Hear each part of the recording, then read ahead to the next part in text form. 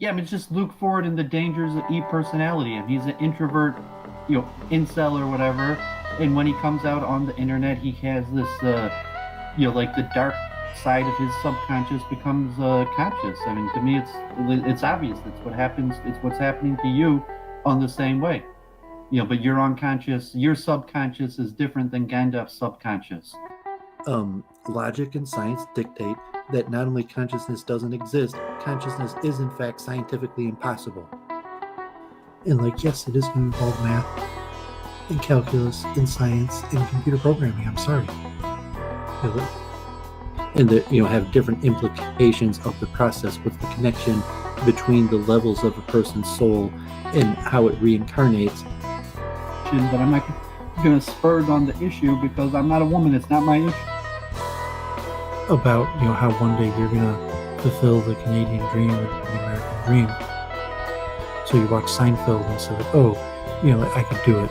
I'm going to go out tomorrow and go to work and have a great day, and I'm going to be successful. And one day I'm going to have my own apartment. I'm going to have my own parties with my own friends over, and I'm going to have my own possessions. I'm going to see things that I want and just buy them. Yeah, but that's just so to say, a worthless opinion of yours.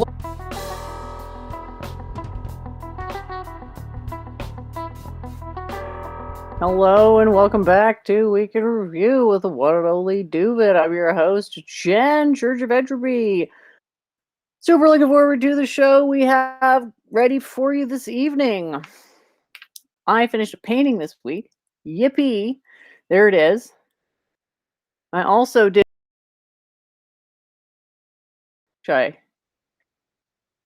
There we go.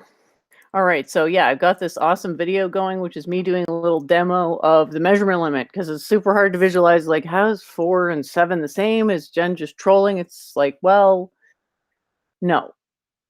It's a very important concept that we could say, even the decimal system, it's not just because we have 10 fingers, it's an actual thing, 4, 3, 2, 1, summed up. Anyway, it's very complicated, but I thought a little diagram would speed up the process of assimilation, and people could see that it was the same information just presented in different ways. And so even though it's 4 on the first one, it kind of looks like a fork. You could think of it, fork, F-O-U-R-K. It still has 7 compartments. It's just that the 3 of them are just one thing divided in 2. And then you go to the full 9 yards, you get the 2 ends of it just sort of twirling back on each other to an one glorious whole type of entangled type thing that Thad's model alludes to. And sort of bringing it back to this notion that it's always 4 and 7, depending on how you look at it. So 4 would be if you had it compressed as much as possible, there's this axis of symmetry and just fold it along the axis of symmetry, but then it's there's maybe limited utility. But so there's sort of a 7 hiding in the 4. So hopefully that clears it up, and hopefully this video is super enlightening for people. Yay. All right. Back to our regularly scheduled programming. Doovid, thank you so much for being here with us this evening. I'll hand it over to you for the introductions. Okay, great. Yeah, I actually did quite a few streams this week. I hadn't been doing much, and they were all kind of dumpster fires. It was more, just defending the Jews, and they were all horrible streams. But I hate to say, but I missed it. I was extremely preoccupied. Yeah, I don't think there's too much benefit. I mean, that's it's okay, it's my dharma to defend the Jews, and so unless that topic interests you, yeah, I love to watch you dominate a dumpster fire. I just missed this one because I actually forgot it was happening. Sorry, I've been a little distracted. Oh, yeah, I'm not even sure I'd recommend watching them. No, that bad. Well, now I definitely want to watch it. The other Carl is in the chat. He was on the stream, so I don't know if you want to have him on, talk about it. He's been on Politically Provoked. Absolutely would adore it. As long as it's not going to turn into a Socratic bullfight undermining my authority. He probably doesn't know who you are, but I mean, but it looks like he wants to come on, so I'm down. Do you have any way to send him the link there, Doooovid? Let me see. I mean, if you're there, I think you're on Twitter, so I could probably send you the link on Twitter. So I'm talking. I'm gonna see if I could send the other Carl the link on Twitter. So Tuesday I went on Politically Provoked. They had their abortion debate, and then they had another debate, God forbid, about pornography. So in between those two debates, I popped on, and they had like a little free for all, and I talked mostly about actually reincarnation. So like hopefully we'll talk about that. And I mentioned God forbid the concept of the Kabbalistic view of possibly people paying for sins in previous lifetimes, in aborted fetuses, or in a philosophical conversation. But you will see if the other Carl or anyone was on that, we could talk more about that. So I sent you the link on Twitter to the other Carl, and then Thursday, and then Wednesday I was on. I think it was Wednesday, maybe it's Thursday. I popped onto the Ralph Retort, and he had Joseph Cohn on, and I'd watched Joseph Cohn was on this Muslim channel in London for like 6 hours, and like the counter-Semitism, because like I don't really agree with Joseph Cohn and his whole take and way he goes about it. I'm not really a Zionist, although we're both, like I guess pro-Jewish the one activists. Who was trying to like basically make you kind of like say that you were being like not like the one who tried to like make you look bad almost. The orange-haired one, right? The redhead guy. That's him. That could have been his intention, but I mean, he's basically. I just want to make sure we're talking about the same guy. Yeah, his latest video has a strange title. I'll say that much. He's an official Hasbora agent, and he raises money from it. He's kind of like, I mean, not exactly like the ADL, but like he doesn't like me and my activism. He's in London, so it's kind of like conflict between similar schools. But like his take or attitude would probably just be like, like what you're doing is worthless. And but I'm not sure how much success he's doing, or he's kind of just. Gee, I've heard that before with my science stuff. Straight Hasbora. I mean, he's got a big platform. He gets a few thousand views. So he's had some success, but in terms of convincing people. But he's more Hasbora propaganda agent, and he's official, and he actually served in the IDF.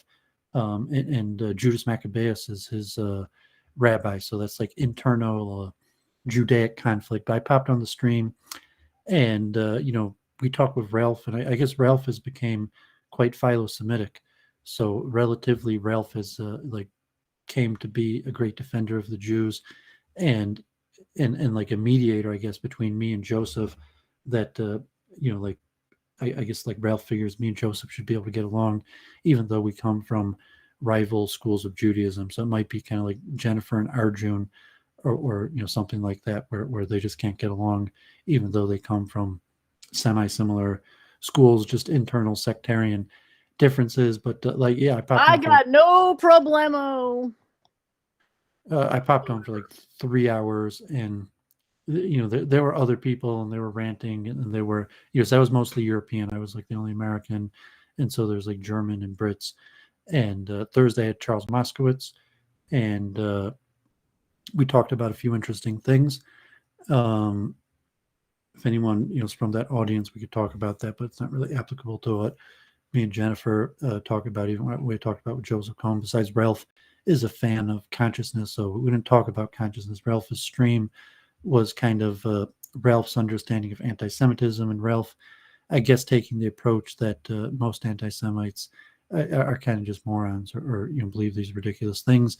And he made a list of 10 things, and then Joseph has his like official narrative, and like if you don't accept his official narrative, he gets very upset. He actually had another stream with a guy from Israel who just didn't buy it, because like a lot of people aren't really big Hezbollah fans, but I mean the Hezbollah is the official Israeli government, so saying like Cohen is official, Doovid's more dissident, saying so he's actually a mouthpiece for the official state of Israel in my views. I don't call him more dissident, but I mean because I went to mainstream schools, but so we'll see if anyone wants to, if Solid cares about that, or even if Ralph comes around. Do you think you should and do then the opening chant? Did you send Buddy the link? I sent him the link. I'm not sure if he's going to come on. The other Carl, if he saw it on Twitter. So let me do a screen share to get in the mood. Like I haven't really been in the mood of chanting because like everyone's so counter-Semitic. It just kind of like feels too weird to like chant my Hasidic tunes when even like the people who like me are basically counter-Semitic. So I may not be able to chant, but let me get some of these links off. And then I popped on Politically Provoked last night again, and God forbid, pray for the health of Brittany. She went to the hospital. I guess she's neck pain or something like that. But he argued for hours, and it was Dingo, some big names.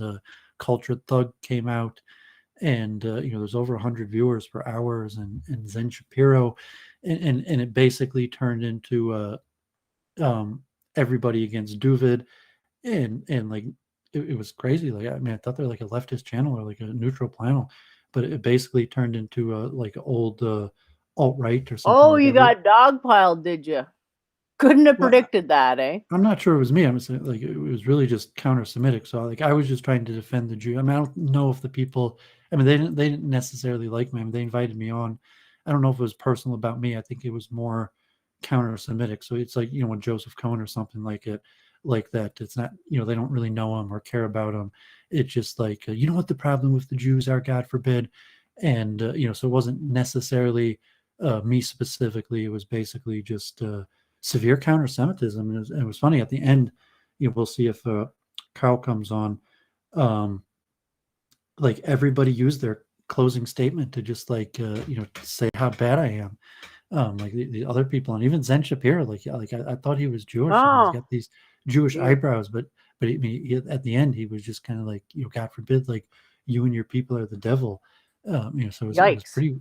It was pretty weird. And then like I told like Brittany, she claims that she's like possibly half Jewish or whatever reason, like a censorship, or they're scared. They use the word Swede for Jewish. Maybe it's like an inside joke. She may or may not be actually Jewish. It's tough to know. But like I called her out. I said like she's got to defend the Jews if she's half part of the tribe. Like, and then I said she's probably not part of the tribe. And now she's in the hospital. God forbid. So it was kind of weird. So I'm like. I guess I was unsure. Like I didn't. I mean, I saw Richard Spencer was on Politically Provoked, but I didn't get the impression. Norvin was on there. He's the one, but I didn't necessarily have the impression that it was basically a counter-Semitic channel. Are you saying you got dogpiled? No, I think. I was making the point that like I didn't have the impression it was like the. Oh, okay. Are you saying you hadn't thought that until last night? I'm sorry, I didn't see it. Yeah, I thought maybe a few of the people are on, but like it seems that the channel itself is basically a counter-Semitic channel, and so basically all of the regular guests, they have leftist guests and host debates. They had Destiny and JF, but it basically seems that all the regulars and channel owners are basically counter-Semitic.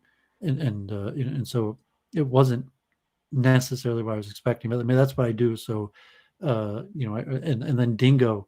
I mean, these were some big names like Dingo. I don't know, Dingo, Southern Dingo.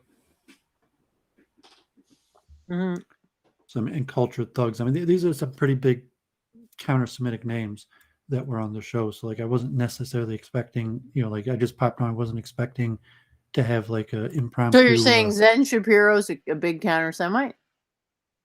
I mean, he appeared to be like I thought like originally I just assumed he was Semitic himself, but not. I'm saying like he has seemed to be, but I'm not sure. But I'm saying that they brought on some big names. I mean, it was more to do with them not liking what you said. perhaps, because it was true.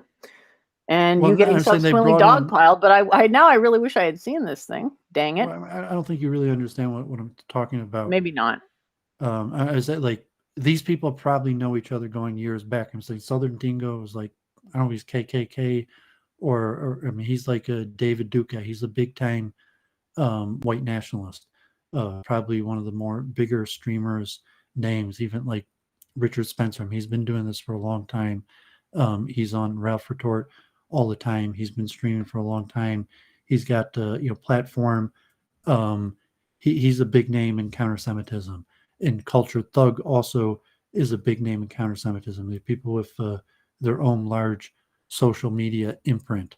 So I'm not sure if it's just because I was on that they came on, or if they were friends with the channel owners.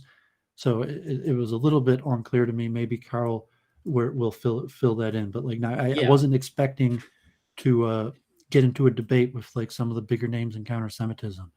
But that is kind of what happened. It wasn't really a debate. It was just kind of like a shouting match. Although the death threats were kind of minimal because like these guys are probably under FBI surveillance or something. These guys like the newer, younger guys that haven't already been visited by the FBI or had law enforcement on them are more reckless. But like these guys have been doing it a long time, so they're more careful and professional. So let me just get these links off the thing, and we'll see. Maybe Carl knows. So he's on. So let me just finish these links real quick of my week in review. Some interesting things. So here's a video on a Chinese woman at a Jewish studies program, Schusterman Center, on immigration restrictions of Asians and Jews in the early 20th century. And it's a very good historical review of the U.S. immigration law. And it shows like people didn't really like Jews that much in America, but Jews basically were always able to mass migrate to America anyways, besides for the period of after the Depression through World War II. And basically at that point, no one was able to migrate. And of the people who were able to migrate, relatively Jews were one of the still the larger groups that we were able to get into America versus Asians that had really extreme negative immigration statistics. I'm not sure if you could see this graph. I went over some of these numbers, but you could see like, these shades are like European peoples, and orange is American, like Mexicans, and red is Asian. So you can see in recent years, there's a huge amount of Mexicans and Asians and hardly anyone from Europe. And earlier it was people from Europe, and actually from like 1890 to 1920, Jews were actually probably the single largest group of whites that came to America, like even Italians, Polish, Irish, that if you subdivided European peoples and included Jews as one of the European peoples for decades, the Jews were the single largest group of immigrants to America. And so a lot of interesting things. Encourage people to watch that. God forbid, Jennifer, we were talking abortion and in the figure eight knot.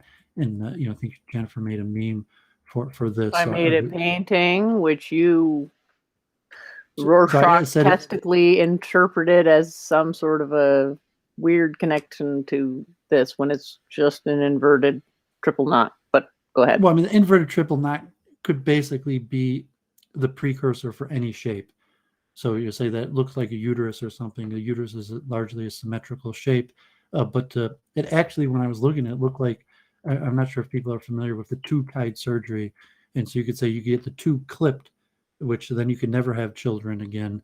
And you could have the tube tied in a way that the egg doesn't come through the ovary, but the tube could become untied so that a woman could conceivably have another surgery, have it untied, and have children in the future. And actually have Tulsi Gabbard on my YouTube channel, father, talking about how they didn't think they could have any bear more children, and his Tulsi Gabbard's mother had her tubes tied, and then they decided they wanted more children. And I guess if you had your tubes tied, there's only like a 50% chance you're going to be able to give child birth again, but they were able to give birth twice after that, and Tulsi Gabbard is the result. So it might be somewhat like miraculous or something in that, like a great soul entered the world somewhat related, like Tulsi Gabbard, but it kind of looks like a figure eight, not in the way that it works. And like, God forbid, it's a surgical procedure where they basically just cut the woman up and tie the tube. So, but the shape is interesting. You see these shapes are all over. So, in talking about viruses, so Vincent Roccanello did this week. I guess they've been testing. There's a mass study of polio. People have had polio for thousands of years ago. It's a known disease, and they've been digging up and testing remnants of bodies in polio to try to figure out the history of polio, how old it is, where it comes from. It's definitely thousands of years old. And polio's, like they say, officially been eradicated, I think, like a decade ago. And this man here, senior Radhanath Swami disciple Chaitanya Charamdas, actually had polio as a kid. So the last place that polio existed was like 15 years ago, 20 years ago in India. And then supposedly it's been eradicated and doesn't exist anymore. But this man here, I've seen him, he come to Detroit. He travels the world, famous disciple. God forbid he walks on crutches. But that's because he had polio when he was a kid. He was the guest on the Late Show with Namarasa this week, a good interview. I actually ordered his book about reincarnation. He was a top engineering student in India. It was a very systematic way of explaining spiritual ideas. And they say one of the reasons why polio was so hard to eradicate in India was because there's a deity, I think it was like Jagamanishi Basi or something like that. I think an incarnation of Kali in Mahasarsha that people believed was the deity of polio. And so people didn't want to get vaccinated because they were still trying to beat polio by offering sacrifices to this deity. So just an interesting article on Al Jazeera about this Hindu deity of polio. So this guy, Uber Soy, kind of like an alt-type guy. I guess he kind of seems like an autist and has videos on like statistics and IQ, right-leaning. I'm not sure, some nationalist, like he's Slavic. Saw me on Politically Provoked on Tuesday, and I think I'm going to be on his second channel on Monday at 5 o'clock Eastern time. So if that works out, we'll talk about this later. I was talking to this chess player, plant eater, vegetarian, born again vegan, who's always arguing with other chess players about veganism, and he was telling me about M theory. So it was interesting. Maybe we'll look more into that. In Metro Detroit, the Jewish Community Center, the annual Jewish Book Fair of Jewish authors, new authors, and speaking to authors. So it's going to be virtual again this year, COVID-19. So interesting conversations with authors. I was talking to Charles Moskowitz about the Charlottesville case. So here's the SPLC, and SPLC is the main organization behind the Charlottesville, and they're just straight up like they're trying to ruin these people's life. They're going to do everything possible to teach these people that you can't be a white nationalist and get away with it. So they're talking about the court case here, and I guess this woman says it like here straight up. Amy Splitonic is like they're just going to keep these lawsuits on these people and try to ruin their life the rest of their life in order to teach them a lesson that they can't do this kind of stuff and get away with it. And the SPLC has hundreds of millions of dollars in endowments, and that's what they do. The SPLC kind of took down the KKK, not like through infiltration like the FBI, but through lawsuits. So they've been doing this for decades. Where it's also African American. Like SPLC is Jewish and African American, but they basically just sue racists and they don't let up. They'll just keep on bringing lawsuits. That's what they do. So it's an interesting update from them about what they're doing. Here, maybe we'll talk about this. This is the moon illusion. It's actually an ancient thing. I downloaded some books on it, but if you see the moon in the high sky, it appears much smaller than if you see it in the horizon, even though the moon is the same distance away. And even if you held like a coin up to the moon, even though it looks much bigger, you would see it's some sort of illusion, just that it appears bigger in the horizon as opposed to overhead. And it's actually a mystery of physics. There's not actually a known solution to why it is. Some people think it's actually something to do with human perception. And then there's other people that have tried to give some other explanation. It goes back to the ancients, Euclid and Ptolemy, and the Greeks and the Babylonians were familiar with this. Are you talking about the moon being looking bigger at the horizon? Yeah. Perspective. So Relative perspective. It's not actually known why that is, but it's a known phenomenon from ancient times. It's because your eye is comparing the magnitude of the moon to the magnitude of the ground. That's one possible explanation, but they haven't been able to demonstrate, and there's reason. Well, it's because it keeps looking smaller the higher it gets, is your proof. Well, yeah. So the question whether it's just an error in perception that is purely it's not a perceptual error. It's how we perceive via contrast, and then there's different contrast, distance. I'm going to look more into it, which comes into sharper focus as you look up.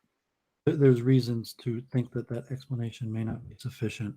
Oh, yeah? Did it come out of a Socratic's ass? I mean, mouth? Implying there's a difference? Well, I'm saying from modern science that they haven't been able to demonstrate scientifically, conclusively, one way or the other. You can't prove things using science for the trillionth time, so I'm not surprised about that at all, frankly. So here's a Vice special on the neo-Nazi fight clubs, I guess, in Europe, and it seemed kind of weird, like the UFC saying like they have these fighters that are part of like white nationalist groups, and they're it's like a bad thing. I don't see like the difference, like if they are or aren't, like why they can't fight. But it was a little expose on this circuit, and I guess it started in Russia in a podcast, and it's based in America. And because it's Vice and American media, they're claiming like they're terrorist training camps in these days, kind of. But I wouldn't be surprised if people watching Politically Provoked, are semi-involved in that. And I think one of the guys said he used to be a white nationalist of some sort, and was an MMA fighter, now a debate coach, and culture thug. Said he did jiu-jitsu, OV, did some sort of martial arts also. So I wouldn't be surprised if some of the people even watching this program are part of these fight training circuits, and whatever we talk about. Maybe Carl knows more about it, but people learn martial arts and fighting. So it's just Vice is exposing on it. Rubin Report, Dave Rubin. I didn't have a chance to watch this yet. Had Dr. Brian Keating on, so the tribe members coming on. Rubin, a scientist. So you'll see what type of conversation it's like. Let's talk with Ben Shapiro or something like that. But it should be interesting. I'll check that out. Arjun, and I think Ben Watkins. It is maybe next week, the week after, Sunday or Monday. I'll have my debate with Ben Watkins. Arjun opened up his own business, so blessings to Arjun on starting his own business. He worked 4 years as an electrician for someone else in New Zealand, so now he's got his own business, so his schedule's freed up, and so hopefully we're on sometime the week after this. So it's possible it's going to be next Sunday during the day. If so just if anyone follows me on social media, we'll see. But he had to debate on African American Christian channel in America with a man from Malaysia, Christian, on the topic: is Christian exclusivism inconsistent with God being all loving, and just the concept that Jesus Christ is the only way to salvation? Is that consistent with an all loving God? If God is all loving, why would it be that there's only one path to salvation? So Arjun performed pretty well. His debating has gotten pretty good. Jordan Peterson, 2-hour interview. He had Steven Pinker and Jonathan Haidt, some of the big names in evolutionary psychology, and kind of like the evolution of religion. So interesting conversation. There was a chess channel conversation about the chess rating system, kind of like expertise in measuring expertise and performance, and the various so people are familiar with chess ratings, and there's a few different methods of calculating chess ratings. Here So encourage people watching this. MIT just released a new course this week on the human brain. I took a course like this in Stony Brook on neuropsychology, but this one's just on the human brain. It looks like 18 courses. So I'm gonna watch over. I'm reading a lot of books on the subject. So encourage people to check that out if they want to know more about the brain. Here was the Royal Institute. This was last week, the science of cooperation. Basic, interesting. So usually um, keep up with the Royal Institute. I guess they have a new one. What does it take to make a universe? I didn't watch that one. And here on the chess server, Lee Chess, they look through a whole bunch of data and how long does it take to get good, and looked at various players of various strength and seeing how much they improve. And say one of my main topics here, the science of expertise, and like I'm a chess coach, but chunking theory and effortful learning. So interesting article, and actually performed pretty good this week. I won the monthly Horde and Racing King on the chess server. So Doooovid is an international chess variant champion. I was pounding away Israel. Our team won first place in last month and this month again. So 2 months in a row, Israel has won the Crazy House Team Championship. So with that, that's the week in review. So I guess we got Carl here, so we appreciate it. Did you want to quickly do a week in review, or want to go straight to Carl and do your week in review after Carl? We can go straight to Carl. Okay, Carl. So we met under, I guess, on the battlefield, like of a debate scene. So we didn't really have a chance to have a friendly introduction. I'm a streamer. I'm a versatile person, but like I enter the battlefield to defend the Jewish people and debate in general. Like I like debate, encouraging a debate, and you were kind of friendly relatively. I'm not sure your streaming background or really anything about you besides that we bumped into each other, and you were relatively one of the more friendly people to me on Politically Provoked. Of interesting, you mentioned last night that you're a quarter Lakota Native American. Yeah. So props there. I'm like I'm like 1/32 Cherokee. So our ancestors may have been rival tribes, but at this point in America, maybe we're somewhat tribal brothers. I remember the first time, like I saw kind of a look in your eye, and I usually say I could tell people have Native American blood in them just by looking at them. And I think that's what I noticed the first time when it was kind of like the death threats. God forbid I was defending the Jews, and you were there, and you just kind of this look in your eye. But that's probably what it was, is the Native American blood I saw in you. So thanks for coming on. Any introduction you want to make, or tell people about yourself, what interests you, or your streaming, and then we could go straight into talking about what happened on Politically Provoked. Okay.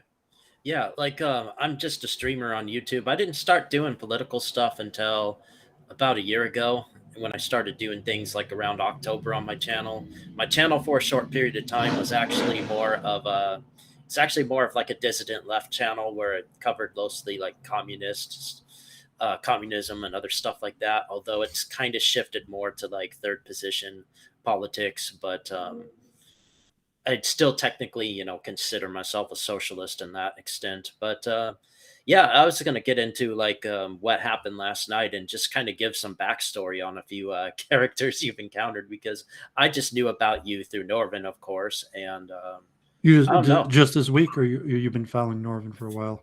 A few weeks ago, when he first came on, because what happened was I was searching up his name on the search bar when I first talked to him, and then your channel popped up. So that's kind of how I found you.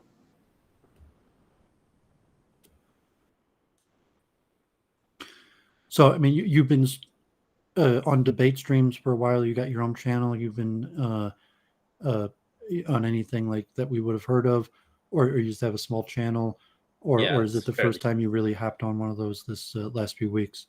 Oh, no, I've been on their channel for a good while. It's just the history. I could give you like a history of their channel if you're interested, but they kind of started out as a neutral channel, and then they had this one right-wing guy on there called Andrew Wilson, AKA Big Papa Fascist, who a lot of left wingers were debating.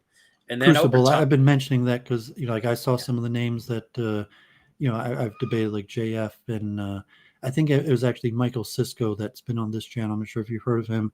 He's even running for Congress. But he was on the Crucible, and I noticed that's when I saw the Crucible, and I actually shared that like a month ago. Or even 2 months ago on Week in Review, that I noticed them a few months ago, before I noticed Politically Provoked. I think Jennifer was actually the one who saw Richard Spencer debate Zen Shapiro, and she forwarded that to me, and that was the first time I saw Politically yeah, Provoked. yeah, because like my first exposure to them was when BPF did a debate with Fellow Traveler, who was a communist YouTuber that I knew of, and over time, like I, There's no chance I sent you Politically Provoked, Doovid. No idea what you're talking about there. You messaged me, did I see the Richard Spencer debate?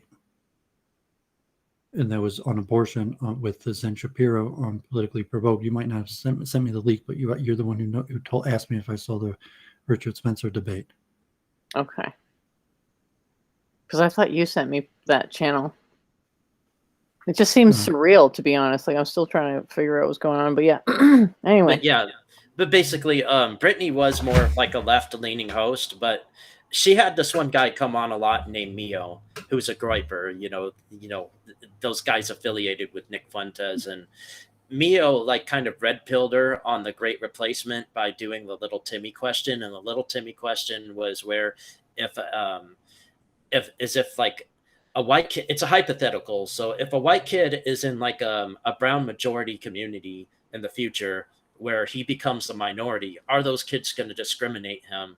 And that, of course, kind of red pilled her on that, where her views started to change. But over time, BPF just kind of had a falling out with their channel, and because of like stuff going on with Mio and other things, because like they try to be a neutral platform. So because they're BPF? trying to Who's that? so because they're trying That's to the be neutral, Crucible based Papa Fascist or something, but it's the Crucible channel. yeah. And I mean we've had run-ins. I say, like, we've been following this since stuff the Worski days and Luke Ford. So a lot of the big names that looks like they're recycling onto these channels, like that's so that's how we became familiar. And it's kind of interesting that the circles still exist, like Jay Dyer and JF, Destiny, and I guess we're micro streamers. So I was in some debates on a smaller level, but like, yeah, we've been following this stuff for like 3 years. But yeah, like so anyways, they We've even been politically, on channels like Nick Fuentes, Luke. He was on Luke Ford, like Michael Cisco. Like we're pretty familiar with a lot of these guys, even though neither one of us have those kind of political leanings. But I guess we're dissident uh, micro streamers for different reasons. Because I'm a Hasidic Jew and have Hindu leanings, and Jennifer, because her Hindu leanings and belief in reincarnation, that we kind of appear as dissident personalities on these streams, not because we're part of those circles, but just because we have minority beliefs. I right. don't like dissenting, just for the record. I only dissent when metaphysically necessary. Aha. Right. So basically, the domino effect started because at first they started bringing groypers on, and groypers are kind of like the gateway drug to white nationalism, because they're basically these alt-right civic nationalists that want to return America to a more conservative time, like the 1950s, which is completely silly and ridiculous because we're never going to actually go back into that time, and the time that they idealize is just a time that never even physically existed, anyways.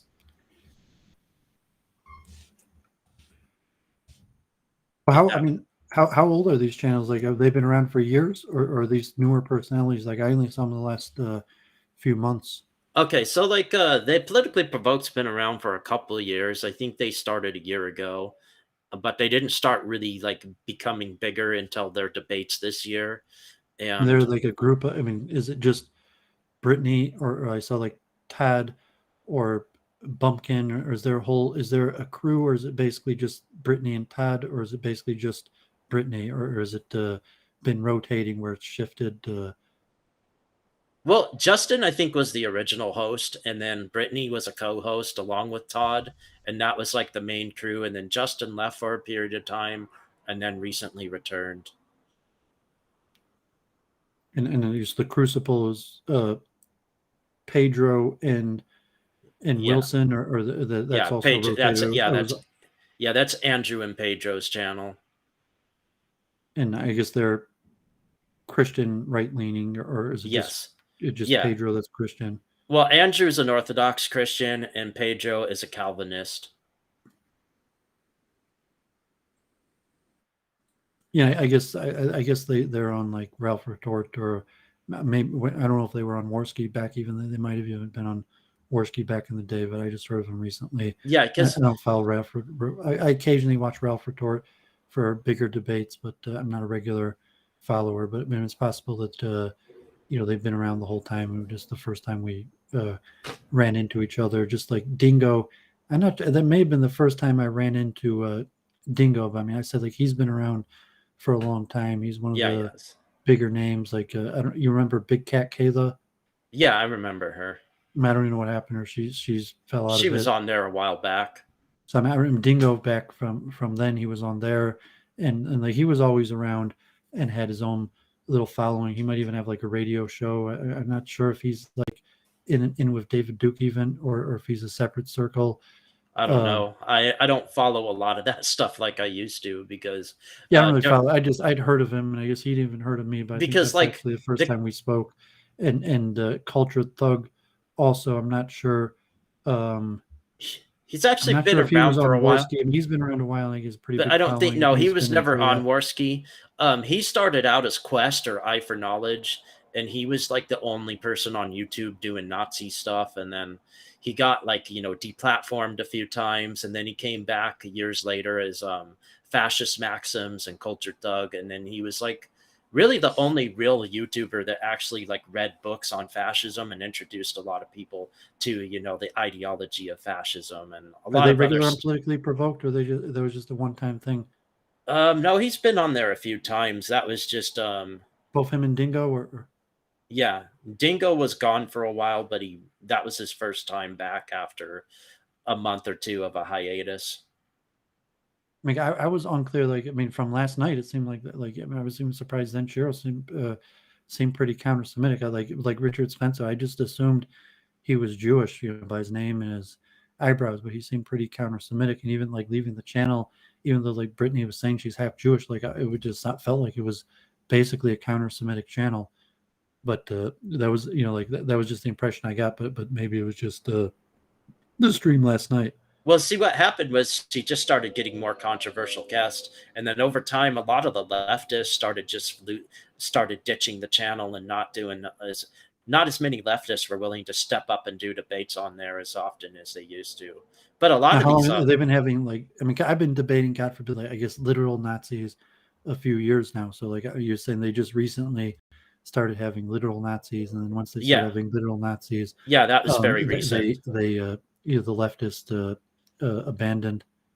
Yeah, because like the most extreme that they had at first was Andrew, and then they started bringing on Groypers, and then the Groypers started to bring, after the Groypers came, the White Nats like Dingo and Norvin, and then well, actually, the third positionist came before Dingo and Norvin, but in that community, we're considered less extreme and less scary than than these other guys, just because one, the Groypers are more popular, and two, the White Nats are just race reductionists who only care about identity. Yeah, and I mean, I guess even like your Richard Spencer, Jared Taylor, who are uh, philo-Semitic, I guess white nationalists or even white supremacists, but lean philo-Semitic to the original Trump days that we're talking about. So you had like in the Warski time, and even going back to American Renaissance in 2006 with Richard Spencer, but it was Jared Taylor and I think, like, I don't know if Paul Gottfried, but there were a lot of Jews. I think they even said like the American Renaissance in 2006 was like 40% of the speakers were Jewish. And then there's a video, David Duke called them out and was like, how come you have so many Jews? And Jared Taylor's wife defended the Jews and chose the Jews over David Duke. And so you had your, for about 10 years, American Renaissance Richard Spencer with somewhat of a philo-Semitic white nationalist supremacist type American leanings, like anti-immigration, uh, and then that led to Trump in office, and then after Trump was in office, Richard Spencer kind of starts turning against the Jews, and that's about the same time that Worski, Baked Alaska start getting big, and even Nick Fuentes is on Baked Alaska and those debates where you start having some of the biggest names like KKK, neo-Nazis in America debating basically the philo-Semitic pro-white groups, and then even to debating people like Destiny, or we'll say liberals, or kind of like Nazis versus Jews and Halsey. But I think it was the divide, the original alt-right and Milo type, where you had kind of like a philo-Semitic pro-white that included Jews among the pro-whites, Yeah. to the falling out, to where Yeah, you kind of 'cause- had straight up like David Duke and neo-Nazis versus and I don't know where you put like Richard Spencer. I was mentioning the Charlottesville trial, and Eric Stryker and all those people, if they're not even that big anymore, and even like various names like Norvin, Handsome Truth, that the rise and fall week in review. We even talked about the rise and fall of e-personalities. So a lot of the names from a few years ago are kind of like disappeared. Or if you're saying Culture Thug, these guys keep on reinventing themselves, changing identities. Or if it's like pro wrestling characters where like they even change, where it's like Richard Spencer, where he's a philo-Semitic right-wing activist that turns Right. into an anti-Semitic right-wing activist, back to now whatever, if Brittany or whatever her thing is, if now she's like counter Semite or something. Well, she's just trying to be a free speech platform, which is very rare these days, because she's just allowing anybody to come on and speak their mind and debate on stuff, just to see where these discussions will go. And I do feel like a lot of people on the left don't have good arguments, so they tend to just avoid some of that stuff altogether. And when they do come on, they don't have like the best arguments that you could throw out there. Because if you're gonna like red pill someone against racism, I feel like you gotta like have the stronger arguments than just saying stats and data and blah blah this and that. But I was gonna say, like, the interesting story about the history of these like dissident movements.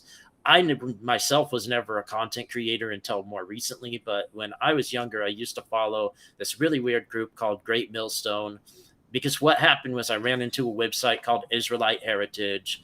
They end up having an interview with John Martinson Jr.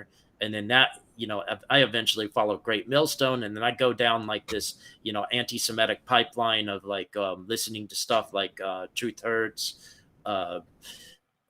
Renegade Broadcasting, and all this other stuff. And this was way before the alt-right was ever a thing. And then when I kind of got away from all that conspiracy crap for a few years and kind of took a break from like the conspiracy stuff, that's when the alt-right started happening. That's when Trump, started running for election. And I really didn't get into politics until like around 2018. So for a couple of years, I was kind of new to stuff, and I didn't really start like getting into the more philosophical stuff until a year ago. And then that's kind of like when I got where I'm at now. And it's kind of interesting where I'm at now, because there is a lot of people in these dissident movements that will just like try to eat their own and sabotage things, because you're either not like racist enough, or you're just like, it's really ridiculous. I mean, last night seemed like Jerry Springer or something, where you have like the JDL versus the KKK, and it's like right off the bat, it's just like throwing chairs and death threats, and Jerry,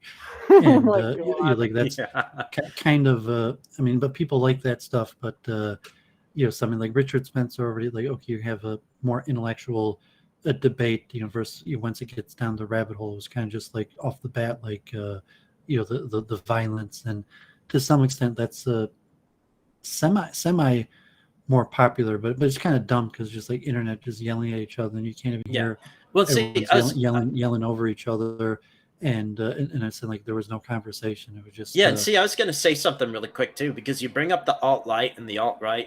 The dissident right, or like the white nationalists, started breaking off during the midterms. So that's when you have started getting like videos from content creators like Jefferson Lee. That's when TRS started becoming very anti-Trump. You know, the right stuff. I saw Biz. Josh Neal was back on saying Yeah, he was even on this channel, and he got doxxed, and he didn't really like me. But I saw he wrote his book, and he's returned. I mean, he was Jefferson Lee's co-host on that. I actually liked their music reviews, and he came on Week in Review, but he just didn't like me. And it was kind of funny, that he got doxxed. He was calling me, he was like doxing me, and then he was saying like, "What's the big deal?" Claiming that he's using his real identity, and he wasn't really using his real identity. And then he ended up getting doxxed. Yeah, I just mentioned that he's back around.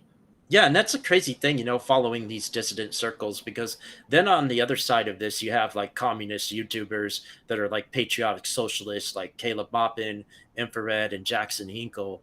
And Infrared's had a few debates, with some third positionists like Sultanis and Culture Thug, and Keith Woods. But the thing is like, I kind of like, both us, like in the third positionist community and like in the ML community where Infrared is at, both kind of agree that groups like Antifa kind of do like the Fed's work for them, because they do support a lot of things that are just kind of like suspect. But then again, it's hard to, I don't know what to say about all this, because it's just like, there's a lot of stuff that just doesn't add up when you think about like some of these groups that are just like doing stuff. Well, there's a difference between spokespeople. Like Norvin used to have, I think his name was like Billy Roper or something on, where you have spokespeople for actual groups, actual, like the January 6th or something, like Oath Keepers. You have actual Christian identitarians, actual neo-Nazis, people who live on compounds like Derek Black, or something like that, people who are a part of some sort of extremist movement, versus just internet people who read the literature or form a little hub of an e-platform, and they might eventually get caught up with a group. And like even Norvin, he might even moved and officially joined one of these groups. He's just a guy, living in a multicultural area in his mother's basement, thinking about this stuff, to eventually living out of the city, and maybe actually moves in to some sort of nationalist compound. And I was mentioning, the Vice video on the neo-Nazi fighting circuits, or something like that. So you have, various levels where you have, I mean, Yeah. I don't know if Cultural Thug is, I mean, like Jeffrey Shop or something. Yeah, no, he's not involved with any of these extremists. What his group is just a bunch of people that are going to like run for like office. Handsome Truth or something like that. Like Yeah. people that are actually like, God forbid, Well, like on the street, like Handsome Truth right now is, was on the cover of basically every Jewish periodical in the world. It's like he's holding swastikas outside of Jewish institutes, something like that. But he was saying on Politically Provoked, he was like a Bernie bro. He just started doing this stuff a few years ago and was largely online, and now he's actually caught up with IRL neo-Nazis. So there is, but he a little also bit of admitted back he and never forth. reads books either. That's what I notice a lot with these hardcore white nats, is with the exception of maybe Norvin and a couple others, or people like Keith Woods, most of them do not read philosophy. They don't read like hardly anything, and they just base their ideology off of just like identity. And I call it identity reductionism, because they don't really have like an economic theory. They don't really have like any other philosophical theories to really hold themselves down. Because I know a guy that was involved in that stuff named Zoltanis, and he ended up, getting arrested while he was in the military, and he served some time in solitary before getting released. And basically over Like time, official religion, or saying that, like if they get together and then like what do? They practice fighting, or like I was telling Dingo, they focus on the people they dislike, and they don't really have a base or network. They're not like Jews who have synagogues and private schools. They're just dissidents who have well, that's the complaints thing, about is there was society. And so what they're likely to do, like Patrick Little or Handsome Truth, is God forbid, like do anti-Semitic acts, or even to, get involved in violence versus someone like Billy Roper or Christian identitarians that so like no move to Middle America and start a compound somewhere or something like that, and so saying they're not going to try to bring fights to the city. They're going to just move to some farm and compound and try to build up like a remote society somewhere. I mean, I think with Jennifer, I mean, I don't think she's doing more like a Hindu or Eastern leaning thing, but I mean, that's kind of what she's doing, I think, like a farming community. But that's relatively. I don't know what you're talking about here. Well, I mean, you mentioned for me a lot of times here is very inaccurate, so I don't know what you're talking about. A farming community here. Yeah, and then even you sound like some kook. Well, I was just going to say really quick is like these siege posters online, especially the ones on Telegram, they started harassing Zolt where they were sending him like porn, gore, and all sorts of stuff to like drive them up the edge. And they hate anyone it's like Zolt actually had a debate with Brandon Martinez a while back where he was talking about economics, and Martinez and these guys were accusing him of being a Nazbol, just kind of like Renegade Broadcasting was doing the same with Keith Woods and Culture Thug for talking about anything economic centered that isn't capitalism. Well, then, like, so let's say like Bumpkin or Zen Shapiro, like, turns out that they are Jewish, like, they could get red pilled and join the IDF, and then so like, okay, they move to Israel, and talk about like Joseph Cohen, and next thing they know, they're officially part of the Israeli army.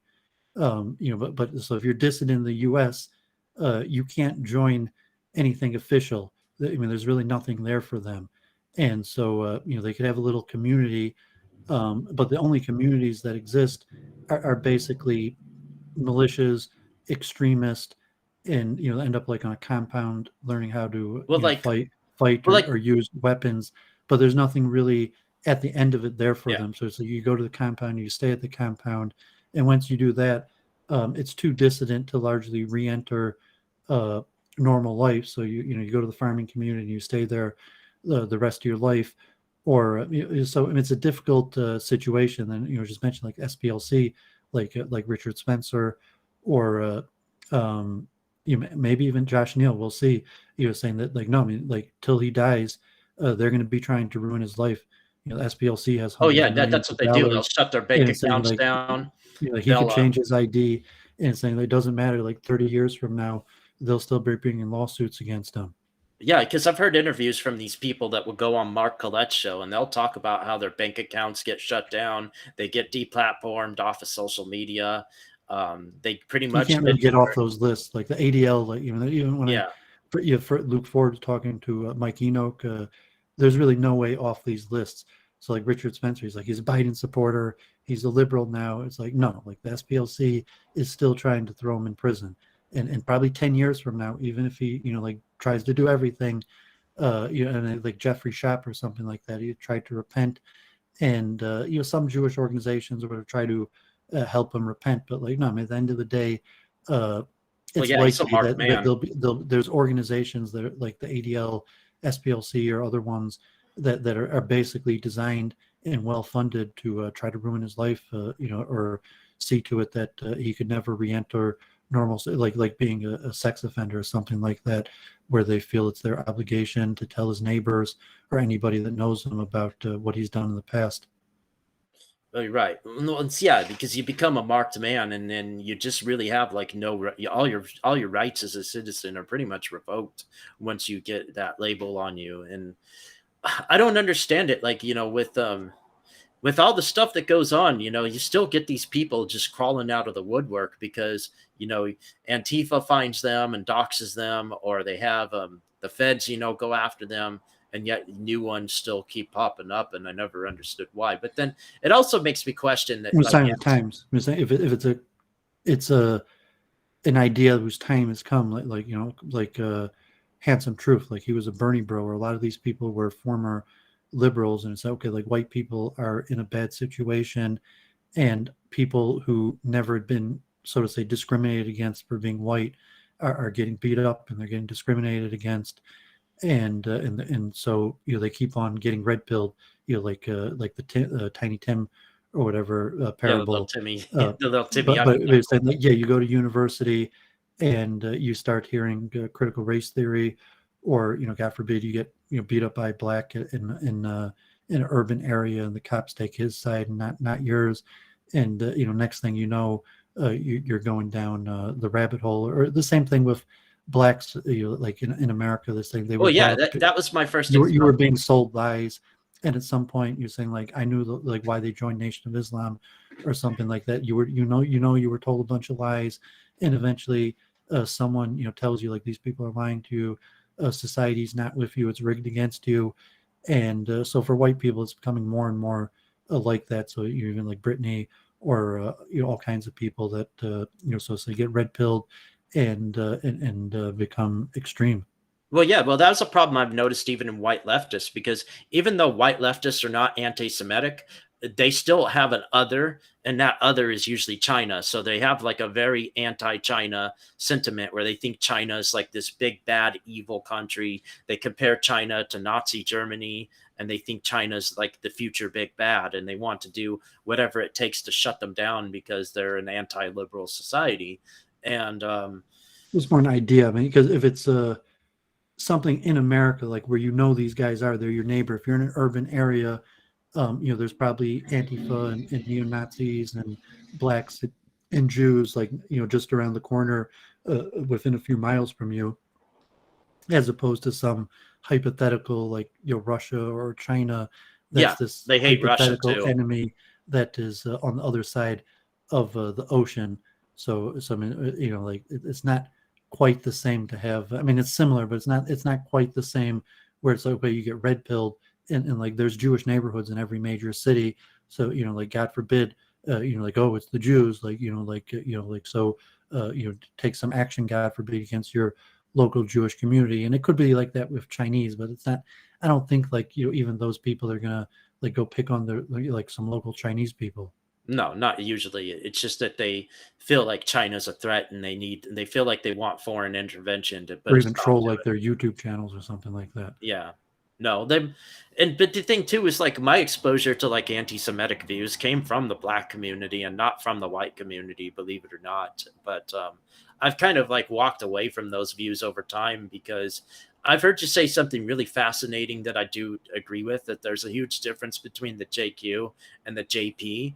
And the JP is where people just say they control everything, they rule the planet, they do, they're in control, and that's a spook to me and a false narrative, because if if quote unquote white people are supposed to be so great, then why would they allow another group of people to control them? And what these people are too stupid to understand is it's the system that they live under, and not so much like a group of people. Because if you took away a certain group of people, then the system is still going to be corrupt, and it's still going to have the same problems. So A lot of times it's immigration or pornography or the news. And if it's a lot of times it could be an African American, be anybody, and you start saying, oh, this you don't know the difference between a Jew and a non-Jew, and then you say, oh, that person's Jewish, that person's also Jewish. And so if you for whatever reason, let's say you turn against immigration, like immigration's a problem, and then you start looking like, well, who are the people pushing immigration? And then you see like a lot of them are Jews, or if it's like pornography or the news or Hollywood, and it's like, who are these people? And you start noticing that a lot of them are Jewish, and that turn into, say, like the Jewish question, like who are these people, and are what they're doing good or bad for society? To where you say like, no, like I've looked into it, God forbid, and there's a lot of Jews, and they're doing stuff that's bad for society, to be like Handsome Truth, that like now he's going to make his life mission to try to fight these people. And or even just small levels internet trolling, or even like Zen Shapiro, like why so much ill will towards me? Like last night, like like everyone used their closing statements just to bash me. Like I have a lot of useful knowledge, I could have just had a conversation, but like all these people. Well, you never had a bunch of people dogpile you simultaneously? I'm a Jew. Like I've been promoting Judaism. I'm used to being hated. Like, I'm even used to violence. Well, you're God acting like forbid. it's out of the ordinary that everyone used their closing statement to dump on you. I mean, that's normal for me. Pretty much every exchange includes a bunch of people insulting me at the end, and usually when I leave for quite some time afterwards. So yeah. Yeah, but saying that's if it's you versus. I don't think it was me. I think it was anti-Semitism. I don't think it was specifically Yeah, me. that's really what it I is. think it was That's that what it I think was. that it was that I was a Jew, and even to say like Zen Shapiro, and like I don't know that scroll or something that you're just on like the dude was like like I came on like to pop on chat like like I assumed they had something to say, but like no, what they had to say was like they don't like Jews, God forbid, and so like I mean I've Could seen it that have many been times. partly also that they didn't like you looking smarter than them on the show? Partly, just partly. I'm just Well, saying. I think they not sure that I didn't even have the Well, it's opportunity all to look about that smart. concept of the other. So It when was they all yelling. I was saying like Dingo and Culture Thug are loudmouths, so I didn't even have the opportunity to speak and Culture to Thug look can usually smart. have good discussions. It's just that They he were was probably kind of all drunk. yeah, he was fired up that night, and he was pretty disappointed because he was hoping to get more, more of a conversation with you, and he was kind of bummed because he really wanted a good conversation with you, and he felt like you were kind of obfuscating a little bit. Well, he just wanted to lecture me. Like, I mean, said like I specialize in conversation, but said like no, he wanted to lecture me and yell at me. Like he was saying he didn't want a good conversation. He wanted his chance, God forbid, to yell at a Jew. Like he didn't want me to rebuttal and say like why I think the Jews are good and I think we're awesome. He just wanted his chance to like lecture and to yell at a Jew, God forbid, and so that's the role I ended up falling into last night. Right.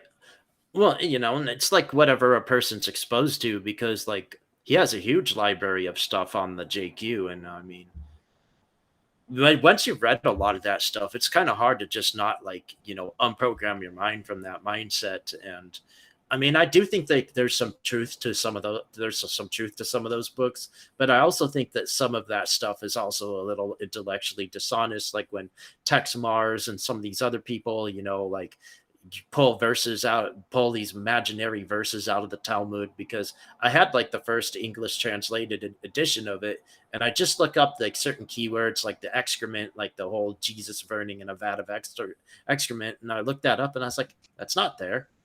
And they could say, "Oh, but that was just a special translated version that only the Gentiles can read, and that us, we have our version." And it just goes down this rabbit hole of all these funny Why don't you just have a conspiracy. conversation? It's just like come on, like oh you're Jewish, like let me tell you all the bad things about your people, and try to defend it and say like you didn't successfully defend all these bad things that your people do, and so you like I somewhat specialize. Like Joseph Cohn's very good at dealing with it, saying like let's just have a conversation, saying and expect to just walk in and have to defend every single thing that he thinks is bad about the Jewish people, or even to have a topic like immigration or Well, he's technically not a multicultural. Jew. He's technically not a Jew hater, so he's not like some of the other guys that would just probably be more than happy to see, He you wasn't know. really even attacking me. I mean, he was just kind of doing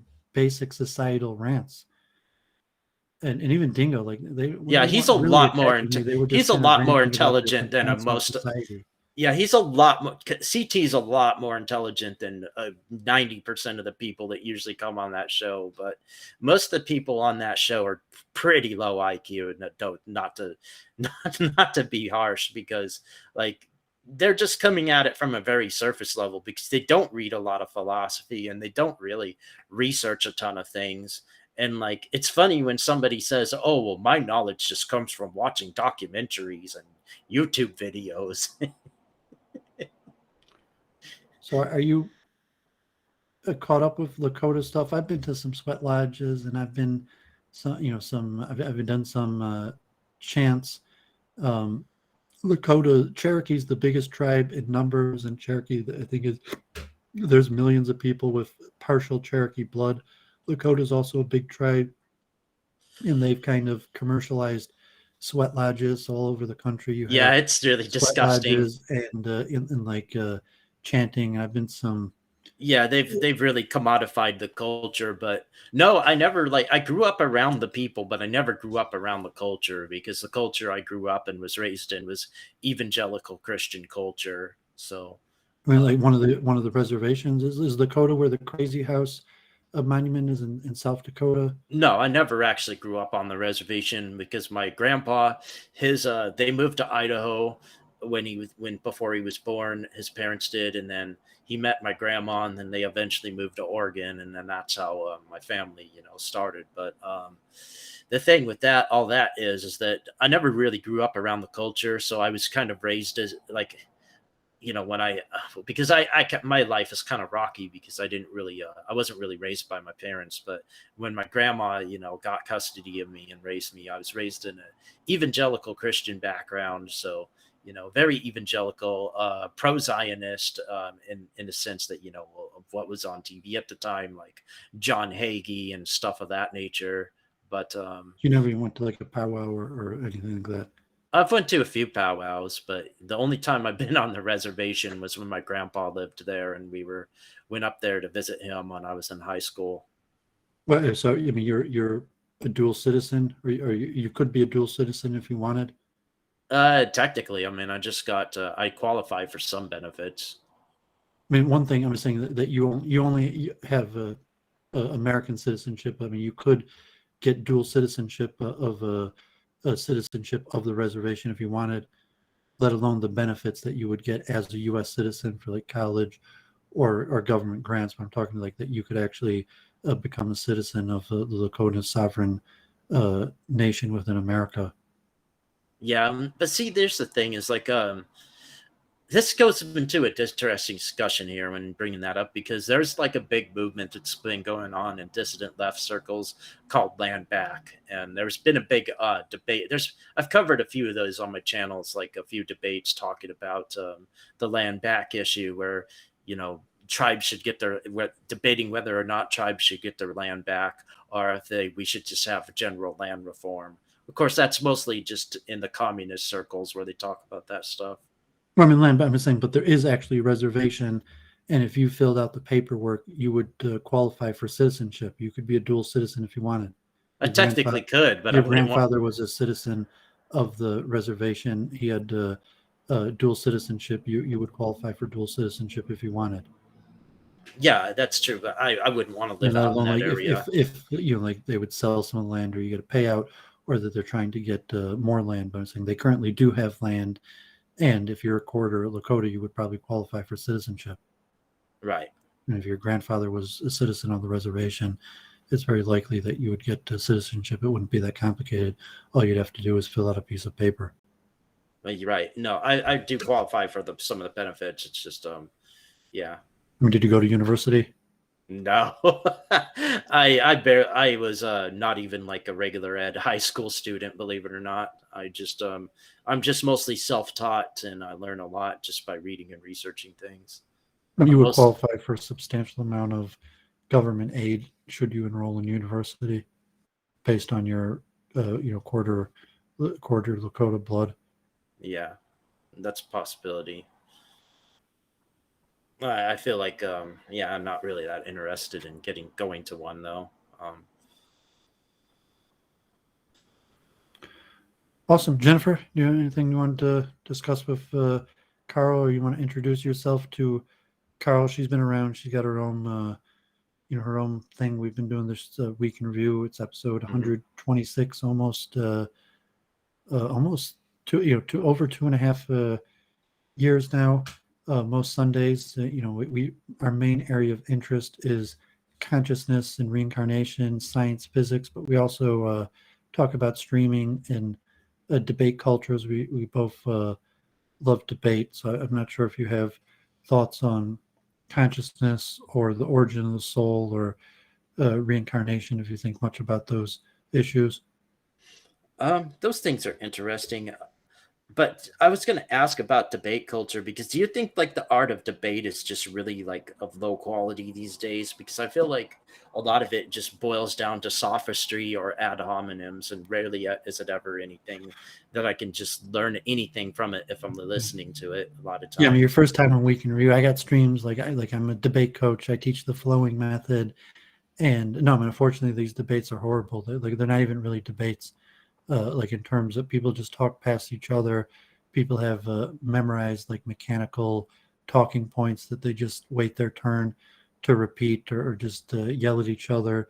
And even the better, quality debates like JF, Destiny, Molyneux are pretty low quality of just talking past each other. Yeah, Um, so like what I said, like society's breaking down, it is. violence is increasing, and it's if you had a proper debate culture, you say like you respect somewhat your opponent, and you could understand what they're saying and understand both sides of the argument, or like the Yeah. value But see, that's the proposition where problem. I don't know if you saw the abortion debate or something, but where everybody learned something that say you're not going to convince your opponent. Your opponent is your opponent because they're an archetype of the opposite position, but people in the audience are going to get a deeper understanding of the issue. And so good debate, people are recognizing. So it's not like T Jump or something. Jennifer didn't even do her week in review, but I mean she was on the T Jump server where it's just like, the reason you don't agree with me is because you're an idiot and failed to understand basic logic. And that's kind of like politically provoked, or like Zen Shapiro or something like that. He's just Yeah. going to keep on Yeah. yelling at you till he That's convinces you. really not where I'm coming from, though. Yeah. Well, And so see, you don't really have a choice. I mean, so that's not where she's trying to come from, but that's the only place to go, because even the better The fact debate, like is, modern day debate, T it Jump, starts out okay, and politically then it goes provoked, off the rails because these shitheads are trying to, bait and switch and some bullshit, and I'm not ending it because they're just gonna be like, "Oh my god, Jen rage quit," and it's like, "No, I didn't." So yeah, it's still a bit of a bullfight, but it's fine. It'll resolve itself. but see, that's the problem. A lot of these people get involved in these debates to win. They don't do it to educate the audience. It's just a sporting event where you Yeah, but see if like you a want to win, you have to educate the audience, right? So they're not mutually exclusive. So, right, but a lot of times it just looks like a cockfight rather than a real well, discussion. most of the time, it's one positive assertion being undermined via some permutation of the Socratic method, which is Yeah. unilaterally undermining the foundation of knowledge and therefore quite tedious. And another thing that irritates me is when people use unrealistic hypotheticals as a good argument for something. So, for example, like one guy was saying why he wasn't, there was a veganism debate between Ubersoy and Omni. And then Ubersoy was trying to say, well, I don't have a problem with the way we produce meat because they don't have the same qualities as humans. Uh huh. So Omni created a hypothetical saying, well, if there was an alien species that looked like humans, sounded like humans, and and had the intelligence of humans, would you be against us factory farming them?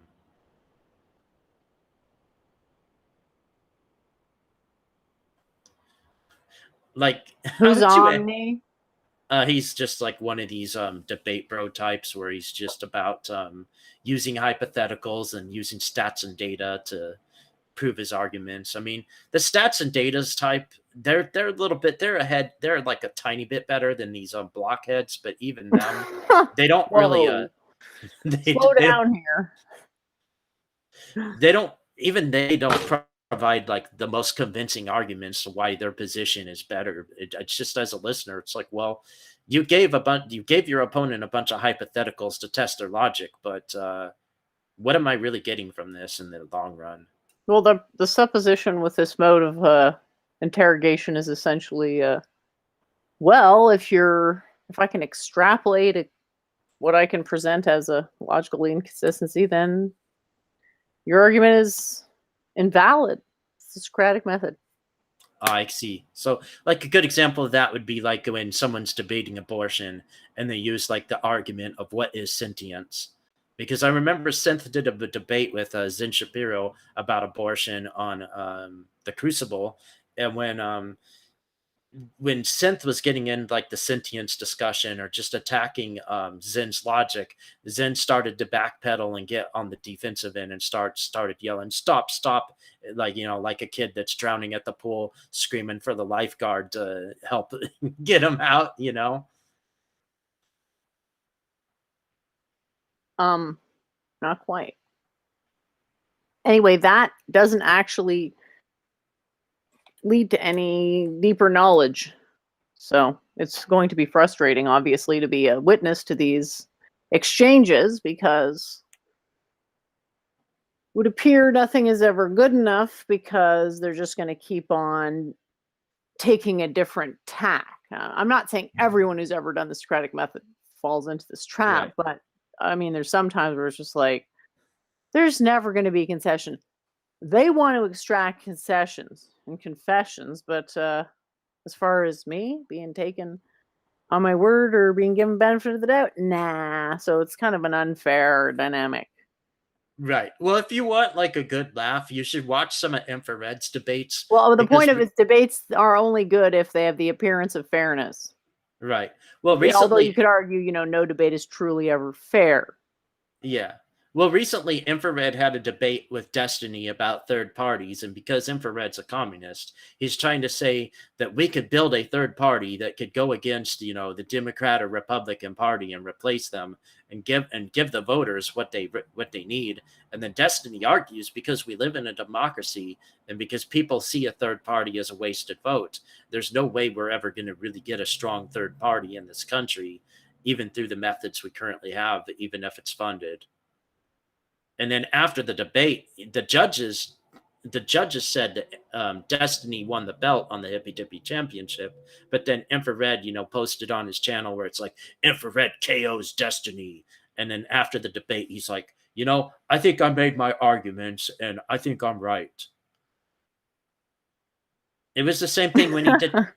It's the Okay. same thing when he did that debate with Keith Woods and Joel Davis. He tried to say that big business funded the National Socialist Party, but when Keith provided evidence and empirical facts that big business did not provide funding to them prior to their rise or before their rise, then not only did that destroy Infrared's argument, that made his argument completely invalid. And then they moved on to race realism, where he tells Infrared, like, I want my kids to look like me. And then Infrared's like, oh, so you want to fuck your sister? Maybe we don't have to recount those repellent anecdotes verbatim. Right. But that's like the kind of like, that's the kind of stuff I'm used to listening to, where it's like, oh, wow, is this really a good discussion here? Or is this, because you can't say, like, that's like so insecure to say, oh, well, I won this battle between this other guy because I felt like my arguments were stronger and I never lose. And what's like wrong with strutting around like a cock when you win a debate? Exactly.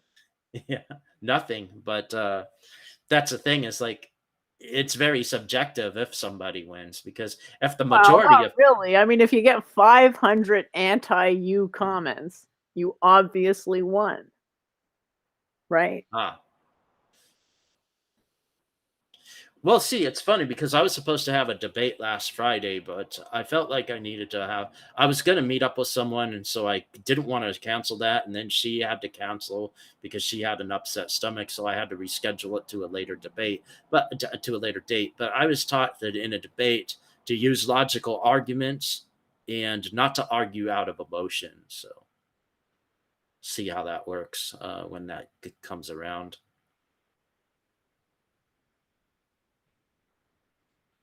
Well, Doooovid could probably tell you more because he has a background in how they structure debates. But I think the idea is you're sort of making the points in favor and the points against it, and then trying to push back against those individual points as it progresses.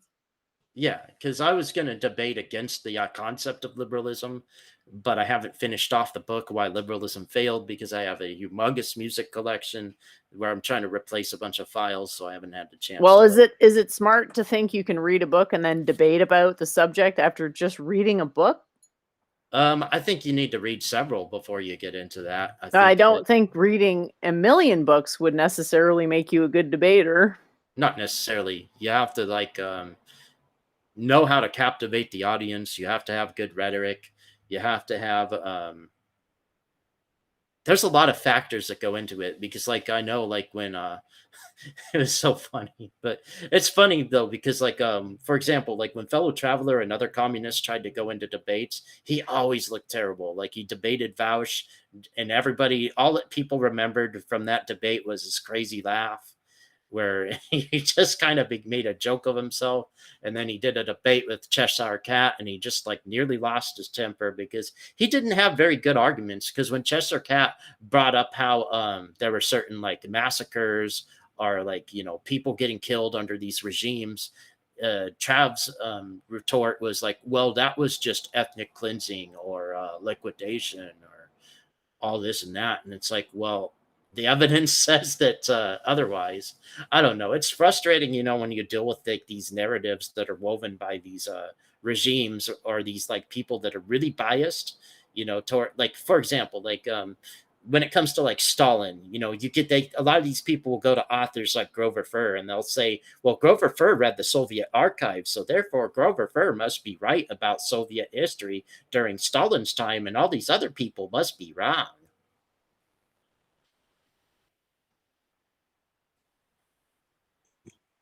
Yeah, it doesn't sound like much fun. Yeah. Speaking of that, what's your opinion on Joseph Stalin and the Soviets? I don't have Do opinions on individual people to great extents, so in that manner. I was just wondering Doovid's take on thoughts on that. Yeah, I mean, generally, like I said yesterday, God forbid about Hitler, that a Kabbalistic view is that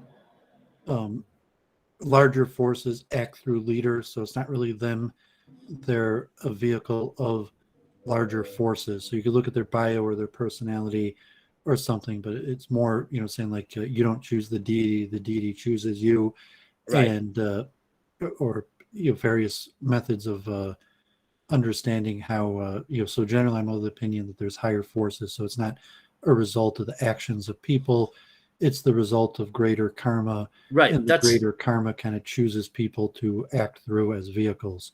But that's why I was trying to ask you about the Bolsheviks, because prior to the Bolsheviks, there was a bunch of pogroms and all this other stuff that was going on, all this other anti-Semitism that was going on in Russia. So I just wasn't sure if you ever thought that was like the Lord's vengeance taking place upon the Russian people to have their, you know, to have the Tsar, you know, overthrown and have like the churches, you know, get toppled. And we have Hindu leanings, so it's like, you know, collective karma.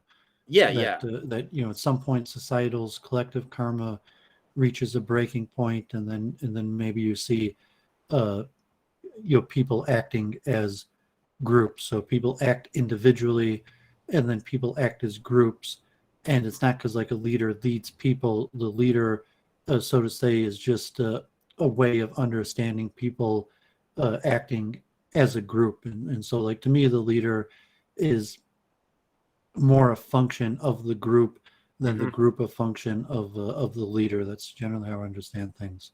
Yeah, no, that's a good perspective, because I do think that was kind of I do believe, you know, what comes around goes around. And I do think, you know, what the Russian people suffered, you know, during the reign of the Bolsheviks was kind of like a karmic from what happened, you know, prior to that. But it's weird because like when you don't talk to like spiritual people, especially people that are like atheists, they have a really different worldview. But I really feel like their worldview doesn't really see reality in a way is in a very spiritual lens, because they assume, you know, like either like some individual leader or some political ideology will save the day. And I think, you know, people are just kind of going a little too over their heads these days, and it's not looking too pretty in this country, because people could talk about like the GDP looking good, but then I walk outside and I see homeless camps everywhere. Okay, looks like Jennifer's getting a little antsy. So did you want to say some final words or you know, promote your stuff? We do week in review every week, so okay. I'm not I mean, I like conversation, but you know, generally we're here to review and promote you know, content and advance Yeah. ideas. So if you want to, um, tell your channel or say kind of, what you're plan on doing the next few weeks or any content that you want to promote. And if you want to come back, we do this basically every week and tell us about kind of the progress you're making or, the books you're reading, the streams you're watching, the appearances you plan on making in kind of like in a way that we're at least theoretically moving towards a goal or making progress in some Okay. greater scheme, self-improvement, like group self-improvement. Also, you're saying even if, let's say, we don't agree about anything, but we could agree about group self-improvement, and many times self-improvement's easier if you work on it as a group. Okay. Yeah. There's not like a ton to say before I head off. I was gonna head off anyways, but I was just gonna say, like, for this week, I'm just kind of glad I'm like done with like something that a project that is kind of holding me back. On my channel, I'll be doing a lot more like book reviews and maybe some shorter videos along with the streams. But anyways, thanks for having me on. I'm gonna be heading out, but thanks anyways. Yeah, appreciate you coming on, and Oh yeah, hopefully yeah. see you You're welcome. again. All right, see ya. Okay, yeah, I guess a new personality. Thank God, Carl, and he kind of took my side a little bit. I mean, not took my side like necessarily, but I kind of was the most friendly of the characters on the stream. So I'm glad he showed up on Week in Review. But I guess we'll see if he becomes a Week in Review regular. But I assume I'll see him around in, the various circuits. So we didn't even get to Jennifer's Week in Review. I'm not sure. Did you want me to chant something, or you want to go straight to your Week in Review?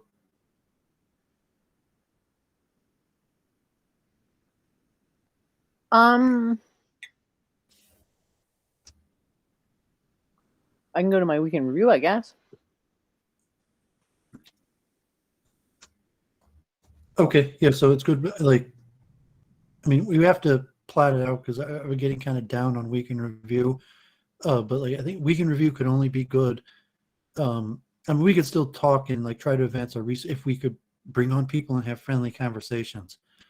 And so I thought Carl was pretty good. I mean, it was long. It was on for maybe it's like almost an hour. So if Jennifer got bored, but like, I mean, like we're only going to advance in streaming and like a Week in Review if we could have a regular regiment of new personalities. So hopefully, that work out and. Jennifer was on T-Jump or something, or I'm doing more streaming. Hopefully that will be more tenable, and then like Ben Watkins, or it have to have it somewhat of a friendly venue that you could talk in a neutral way to the people you're dealing with, even if they're frenemies.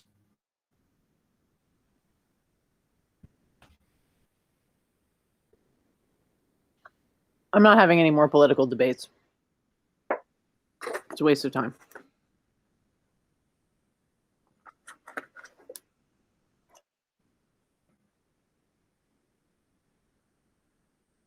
So given that, it's just like, how far is the conversation going to progress, I wonder if it's the same Omni that I talked to, because there was this guy with that name. And he just got spooked when I talked about the ether. It's like, very spooked. It was weird. You can't assume or even get people to be interested in what you're interested in. So just conversation for the sake of conversation, being friendly, platitudes to some extent, or just logistics of working together. Like, here's this person I met on the battlefield or at work. And even if you have nothing in common in interest, to just have semi-friendly conversations. And like I could do that because I've done party promoting or networking. I could basically do that with anybody, even my enemies, so to say, that are just gonna like as a gaming pro, like chess or something. Like these guys are here to beat me. They're not here as my friend. They're coming to beat me. But we could still organize like what the rules are going to be, and what the venue, what if it's like gambling, what's the entry fee, what's the payout. So like on that level, as a competitive gamer, I could even do that with my enemies, and even if it's I mean, even God forbid, like if it was a fight, we were talking last week about violence. You could even do that with your enemies, like okay, we're gonna meet up and we're gonna fight to the death. God forbid, you could still, you're still probably better off discussing some sort of protocol. So think like it's basically a necessity. So even if the person you have no common interest, you still could have professional conversations about logistics and protocol. But I had relatively quite a few common interests with Carl. Like if he's not interesting to Jennifer, like okay, like when he doesn't have to come on Week in Review, but I'm glad he did. And I'll have to find like another venue to talk to people if the people who want to talk to me aren't interesting to Jennifer. I'm interested in. Well, you know what I'm interested in. Well, so it doesn't matter what you. I mean, for talking to me, it doesn't matter what you're interested in. I'm saying like I'm just networking, so like I don't care like necessarily to get this person interested in what I'm interested in. We're just networking, being friendly, in that sense. So, like even if he's not interested in anything I'm interested in, so if you don't have that, like your inner Jew or whatever, your inner promoter networker, like I'll have to find a different venue to do that. I don't know. I'm always just worried it's going to make the channel in trouble. I don't know where the line is. So it's like something like that comes on. It's just like I got to take the stream down now after that. What do you think you have to take the stream down? I just don't care about this topic enough to leave it up and sacrifice the channel on behalf of a topic I don't even care about. What topic? I mean, I don't think there's anything that we talked about that you have any danger at all of getting a strike. All right, well, if you say so, that's cool. All right, I'll leave it up then. I don't know. The whole thing, I'm just soured on the whole thing. It's not, there's no value proposition for me to participate in that level and thing. You're saying that's why I said like you're the kind of person where someone like Doooovid has to put you in a classroom and get your students in the class and then you teach. And saying you're just not good at the organizational stuff. There are actually quite a few things I am quite terrible at. And so then if it becomes like, oh, your personality is so difficult to work with that you can't even have someone do that for you, do that for you. Well, I mean, God forbid, like I promoted. God forbid, I want to live concerts and musicians. They say like, no, I mean, some people are too difficult to work with. They could be great talents, but they're too difficult to work with. You can't work with them, because you have to be able to just discuss basic protocol. And if you can't work. You can't. So you just say like, okay, I booked the hall. I sold some tickets, and you're gonna get up and you're gonna sing, and hopefully it's gonna go good. But like you're the organizer, and especially you're putting money or work into it. Like, no, you have to go through the logistics and the protocol. And usually it's forced. Like if you have like occasionally if the talent's really really great, or that they have a track record of like you got to do the sound check or you're not going on stage. I don't care how good you are, you have to do the sound check. And if someone's like, I don't do sound checks, I'm just going to get on stage, it's going to work. I feel like you're trying to say something really nice in a really roundabout way that's so roundabout that I can't even follow. Well, I mean, God forbid, like Trump, like you're fired. I'm sorry, like you're too difficult to work with. I can't put you on stage. I can't book you.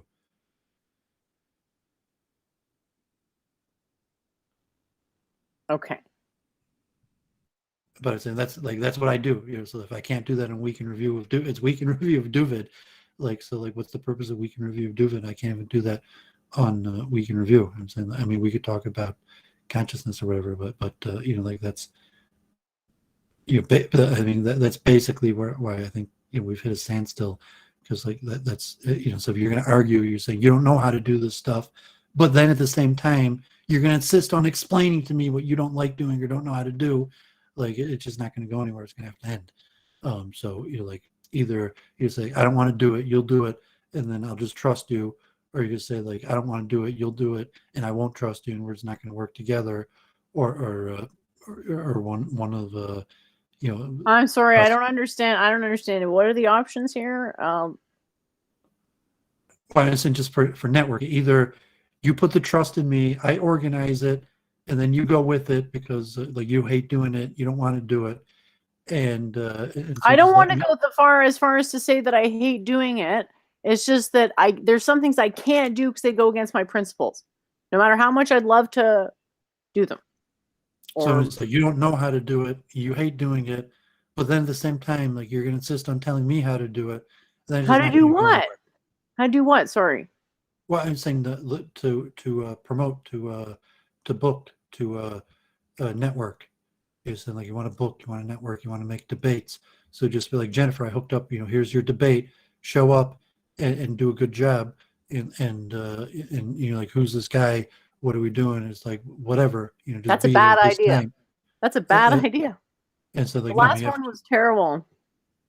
Well, yes, and proper preparation prevents poor performance. I just need to take a break from those kinds of debates for a little bit right now. Just a little bit. And it's saying like, yeah, I mean, it's like I done promotions, and like a lot of times you have talent and you cut your Here's talent my problem because is that they're too difficult to work I don't with. want to be difficult here. It's just I'm getting riled up, and I got to figure out some way to not get riled up. And I'm not Yeah, there because I'm yet. saying it straight up. Like sometimes you cut your talent because they're too difficult to work with. Okay. Like Hulk Hogan or something. Like like he's so big, like you can't go on with WWF without me. It's like yes, we can, and they replaced him. They cut him. As I was saying, the leader is a function of the group. The group is not a function of the leader. And like occasionally you might have a group as the function of the leader, but rarely. And everybody's largely replaceable in management and logistics or Freemasonry. There is no way around it. Like someone has to do it, and if you can't work within those structures, you're not going to get the result. Like you can't be a famous musician without a manager. And so if you can't trust your manager, you're not going to be able to be booked because like someone has to do it. Someone has to rent the hall. Someone has to do all these things. And if you can't find someone to trust to do that for you, or whatever, it's not going to be done. There's no other way. And even if you're a guru, like probably like someone has to set up the event. Someone has to get the crowd. Someone Are has you to book. seriously saying you want this job? Well, I mean, I said it's part of what I consider the function of Week in Review is to book. Be my guru Well, I mean, promo. to get new people and promote streams. And if it was debate, to get people to up their game, and then schedule events. And like I want to do that on Week in Review of Doooovid. That's one of the, like probably even originally that when we first did Week in Review, like I had a lot more streams. We booked the stuff, spoke to new personalities, and planned out the streams right on Week in Review. Like there's a new person, we spoke to him on Week in Review, we scheduled the show, and then we did it, and then the next week we reviewed it. And so Okay. like we haven't done that in like months.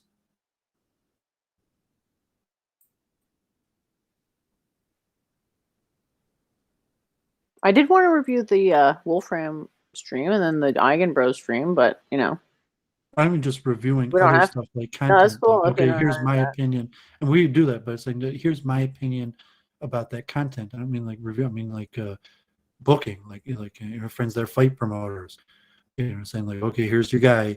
Here's the guy you're going to be fighting. It's going to be on this night, and like we negotiated the pay, and but at the end of the day, no, I mean just want to like review other people's content. I want to be creating content. I want to be bringing people together and booking stuff.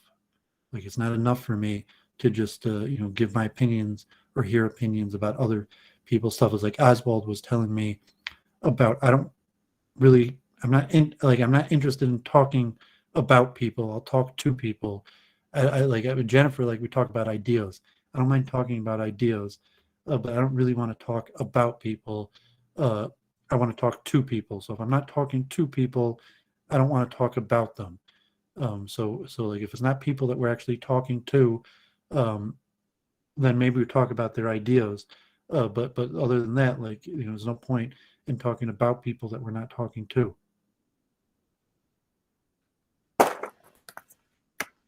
Well, to me, someone like Wolfram's good because the ideas and Dad discovering the thing through his. Is that not It's connected like enough? Thad, like you talk about his ideas, but like unless I'm talking to Thad, I'm not going to talk about Thad. I'm going to talk about his ideas. I read his book a little bit, but like He's the until I've tag for his ideas. That's the talked whole to thing. Thad, I don't have anything to say about Thad. Well, If I- you know, were like, and going even on week for in a review. very long time about meta-analysis, and I thought that's what this was, but it's all good. You're not into it, it's fine. So we can just wrap up right now. Well, you didn't even do your week in review. Well, if you don't even want to hear it, there's nothing interesting about it. I certainly don't care. You don't care about your own week in review?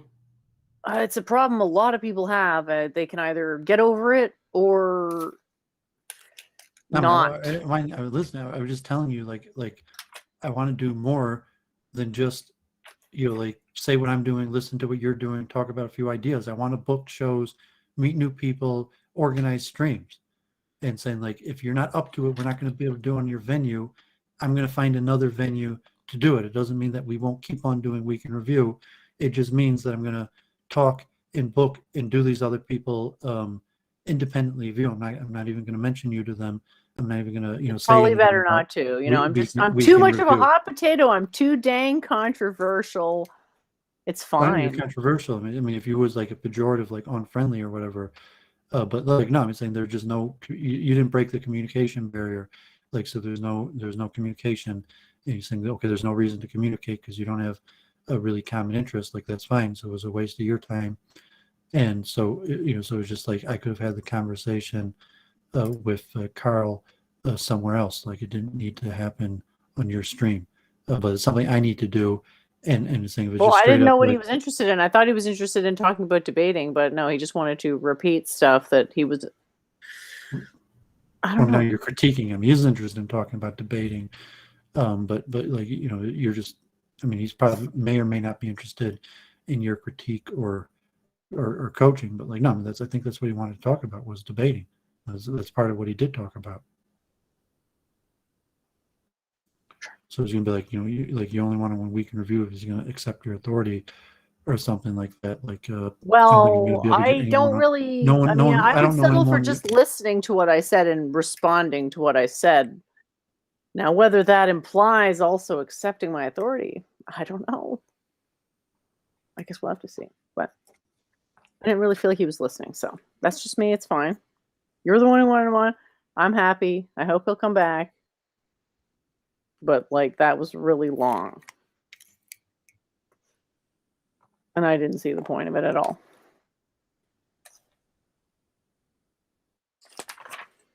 Yeah, I mean, it was largely for me. Right. We can review of Doooovid. And I still, the thing is that the point of it, which was to get an idea of how the show was, I still don't know how that went. I still don't really have a real good impression of how that show went. Oh well. All in all, sounds like you got dogpiled towards the end for reasons that are unclear. Well, no, they're pretty clear. I mean, it was something like these guys were counter-Semitic, and like I was representing the Jews, and they wanted a Jew to badger, and it was me. Mm-hmm. Like I don't know what's unclear about that. Well, people dogpile me, so I'm just saying maybe there's a little bit partially a motivator. I think it's different. I'm saying like they dogpile you because they don't like you. I think they actually kind of like me. They dislike Jews. So it's like you're kind of likable, but you're still a Jew. So I'm going to dogpile you anyways. As I think they actually dislike you. So they dogpile you specifically because they dislike you. And I think it was actually the opposite. I think they even Dingo and Cultural Thug kind of like me, but it's like, oh man, like you're a Jew. God forbid. Like I kind of like you, but you're still a Jew. So I'm going to have to badger and yell at you. And I think you're more, for whatever reason, they just don't like you and they dogpile you specifically because they don't like you. And it's because you're unclear. Like you don't like what are you, white? You're Hindu or something. It's unclear what you represent. So you as a personality is like, I don't like her.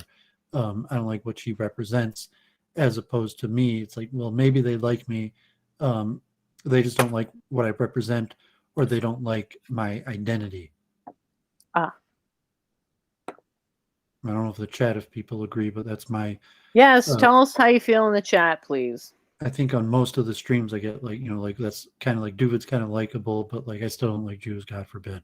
Like, like Doovid's the first kind of Jew that I almost kind of liked, but like no, I can't, that's kind of how I see what happened on the stream, and most of the streams that I've been on, when I've been representative of Judaism, also like Ralph, where they, the people really, they're not interested in me, they're interested in a Jew, and so I'm just the Jew that they speak to, and so I'm representative. But I think you're more difficult to classify. So like if you were Hinduism or something, that like they want a Hindu, and but you're not really like that. You're not representative of like Hinduism, where someone would be like, I wanted to speak to a Hindu, and Jen's the Hindu I spoke of. So I think it becomes unclear of like, who is this woman, who does she represent, and then they form specifically a negative opinion about you, and it's personal about you. As where with me, it's not personal, it's a question of their opinion on Jews in general. All right, then. You disagree with my analysis there? I think you're partially right, and I think there's a contributing factor of unknown magnitude that is the you jealousy basically of just being represent smarter. yourself. You basically just represent yourself. So if someone's dealing with you, it's like it's you, and it's you specifically. It's not what you represent. So they dislike what you represent. They dislike you, as opposed to me. Maybe they like me, maybe they don't. But it's more about what I represent, at least in terms of like politically revoked or Ralph, the bigger streams. Politically revoked. I like that. The larger platforms that like, it wasn't about me, it was about Judaism, and so the people were two separate things. Like, is this guy likable or not? And then the second question is what's their opinion on Judaism, as opposed to, I think very few people look at you as representing something larger. So they just look at you as a single unit, and then they don't understand you or what you represent. So they take a personal negative view towards you. And you see that in the chat. Like, like Doovid's kind of likable for a Jew, but, God forbid, they still don't really like Jews. And even though Doovid's kind of likable for a Jew, is like, no, he didn't sell me on Jews. So I think that's kind of like the politically provoked or the larger sentiment that Doovid garners. Fair enough. So I didn't get to my joke yet, but somebody just had a weird combo with me. Just, at first like, no, I never heard of your blog, but then it was, wait, like, yeah, I have seen your blog. So it's just a meandering, twisting, weird.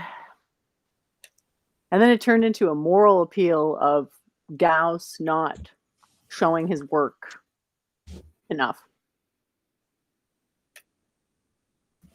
And so I showed my work for a painting, and then now it's displayed. It's like, does this actually make the experience any better to have all my steps showing here? I would say the first image and the last image are kind of cool, but the intermediary ones, who gives a shit? It just distracts from everything else. So anyway, I don't know what was this whole emotional appeal trying to guilt me into giving out my work half finished. It's like, wow, just wow, to think you'd set the parameters, on that. Backwards much.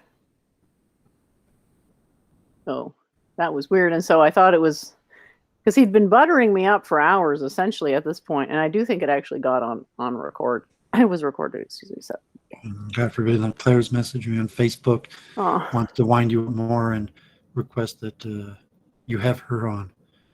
No, we're not going to go through that again, because you got really upset that time. I'm not doing that again. Yeah, I wasn't recommending saying that. I was reporting to you that Thank you. Message, right? Thanks for the info. So this guy just butters me up for, I don't know, felt like a long time. I think the total recording was 2.5 hours. And my gosh, like I was getting tired at the end, partway. I don't know what it was exactly in it, but you should just put your axioms out there. You know, he's got this British accent that certain people love so much. And he's going on and talking about how Gauss didn't, and Ramanujacharya didn't publish his axioms, so nobody can recreate his work, and that's somehow a stain on his work, and comparing it to Leibniz or something as some kind of luminary for presumably publishing every piece of toilet paper he ever was. Sorry. I'm sorry. Presumably publishing every piece of toilet paper you ever made a note on. So, the joke is just so funny that have you ever seen a movie called The Rules of Attraction?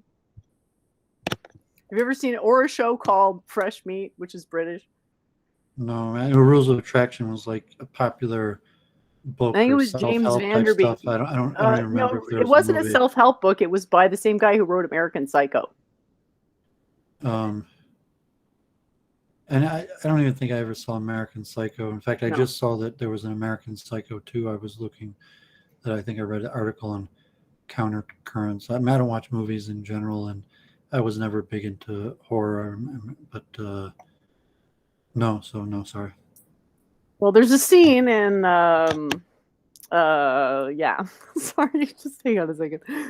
There's a scene in The Rules of Attraction where they're in a party and the guy plays a guitar and the girl starts crying, and it's just kind of a cheesy trope of, you know, the guy just sort of peacock feather posturing to pick up some cake at a party, and the guy trying to like butter me up to share my axioms put that image in my head that like he was playing a guitar, and started singing to him my rendition of the song, which was okay, I'm not gonna be able to do this without laughing, but it's sort of a show me your axioms, girl. You know they don't have to be perfect.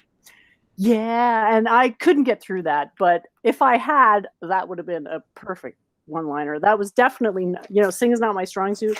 Never has been, but I'm often inspired.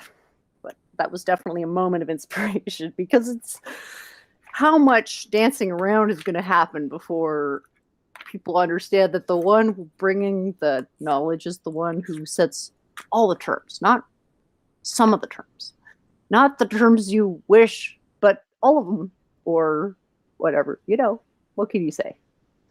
So that's about it. And another hilarious thing that happened I wanted to mention was I confess I responded to a completely bait post. You know, this young kid, he's probably, you know, definitely not older than 22. Just troll bait about God allowing, excuse me, I'm having a bad time right now. God allowing, I can basically understand you're basically unintelligible.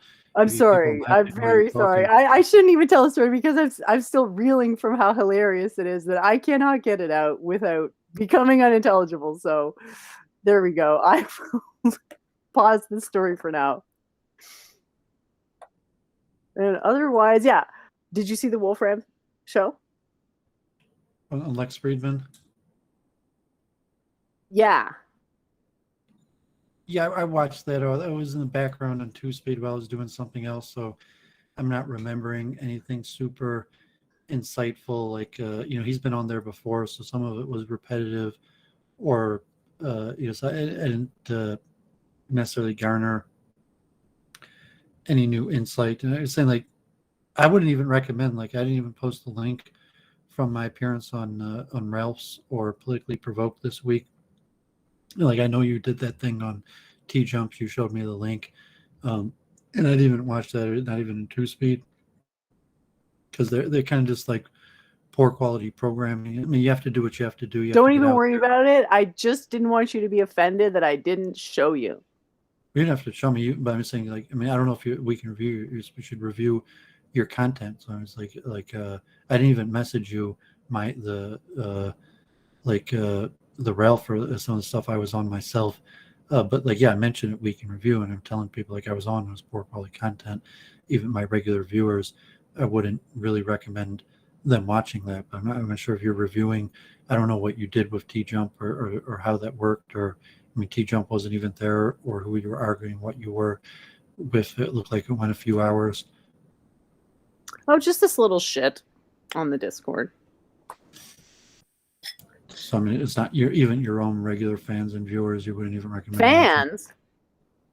Even I your don't regular, want fans. I know I mean, that's if you did have fans, you wouldn't even say like not to watch your own content there. Like it was poor quality. Well, I'm not a. I just don't like to impose. That's all. What can I say? Well, I'm saying that it's good and people will gain from it. You don't want to impose, or you're saying like no, like you did it for like that was your dharma to do it, but like you're not going to gain anything from watching it. And like as I'm saying I had no clue it was going to be recorded. Who did it, like don't waste your time watching my own content. What I'm saying is I had no idea it was going to be recorded.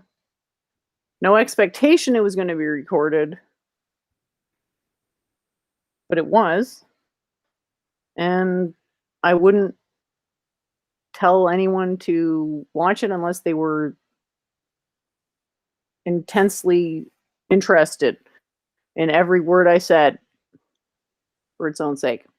Because, yeah, it was just a basically random digression of Socratic, quasi-Socratic nonsense. What? No, Claire was messaging me insults about you, God forbid. Oh, someone's insulting me? Wow. This is shocking. Absolutely shocking. Can't control herself, so she feels that there's some sort of benefit to messaging me insults about you. Even though, like, I'm generally positive people, I don't. Women sometimes need to vent. I don't. You ever notice that? I don't generally like to hear bad news. Well, sure. You know, it's not like okay, Brittany, like I hope she feels better. I don't think she was on the show tonight. But yeah, like if a friend of mine's father passed away, just got the email today. But like, no, I don't want to be the general bearer of bad news or just like tale bearing in general. Like, oh, you know this person, they suck, bah ha ha, like that. Like, I never need to hear. Like, you want to hear something bad about person X? Like, no. Generally, there's no circumstance where I want to hear something bad about somebody. Thanks for not repeating it. So I guess I can get the link here for that show. So you didn't have any general comments on Wolfram on the show? Because they seem to be... But I don't think there's anything new. I mean, like you just... they're on for a few hours. Like I said, I wasn't like intense. I had it on the background when I was doing something else in 2 speeds. Like I don't even remember anything what they talked about. But like no, I didn't think there was anything new or interesting about that. I mean, I think I even shared it like in my week in review. I shared the link to it. But like no, I'm saying it was kind of like general, like if Ben Shapiro and David Rubin talked. Or something like what they talk about. Like, I don't remember like nothing like I didn't learn anything. There was nothing really groundbreaking. No news was broken. It just felt like the conversation was progressing further in deeper understanding of space and time and how to implement that in the code base. And then there was also that Eigenbros video that Memes of Destruction sent to me, I think. And that was one of the guys that regularly appears on that show. Was interviewed there for about an hour. I think it was somewhat interesting. He seemed to have a facility with some of the philosophy concepts actually, which was nice. I've been reading this John Derbyshire book I actually bought like a few years ago when I think he was on Luke Ford even, but I forget where I saw him, but I think it was Luke Ford. And he wrote a book on Riemann zeta function and prime numbers. So I've been reading that in the bathroom the last few weeks, and so Riemann's zeta function. Not in any great detail, but I think Thad mentioned it actually. It's basically an estimate for the number of prime numbers, that the number of prime numbers is n divided by log n, or is it log n divided by n, which just means like how many prime numbers are there between 0 and 100, how many prime numbers are there between 1 in 1,000, 1 in a million, and the number of prime numbers steadily decreases, but we think the number of prime numbers is infinite, and but they slowly decrease, and so it has a called the zeta function, and then there's a statement about it. But it was kind of interesting just talking about number theory and saying that generally you have counting and measuring, that the purpose in numbers is twofold, and it's to count and to measure, and those are two separate things, counting and measuring. So it's interesting. I finished that book on the history of the golden ratio. It was pretty interesting, like historically, and I'm still reading a lot of books on sense perception. I finished that book on sound and neurology, medical textbooks. I have more. I got like keep on reading. Actually, it was interesting. Zen Shapiro, like the show was so stupid.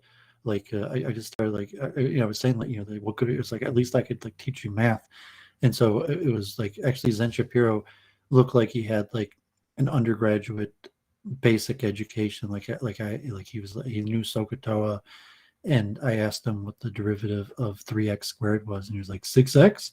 So I was actually impressed that Zen Shapiro correctly knew in his head the derivative of 3x squared. Not that that's particularly difficult. I mean, even someone who took calculus in high school could have probably answered that. But like for the level of the conversation, it was actually somewhat impressive that he knew that.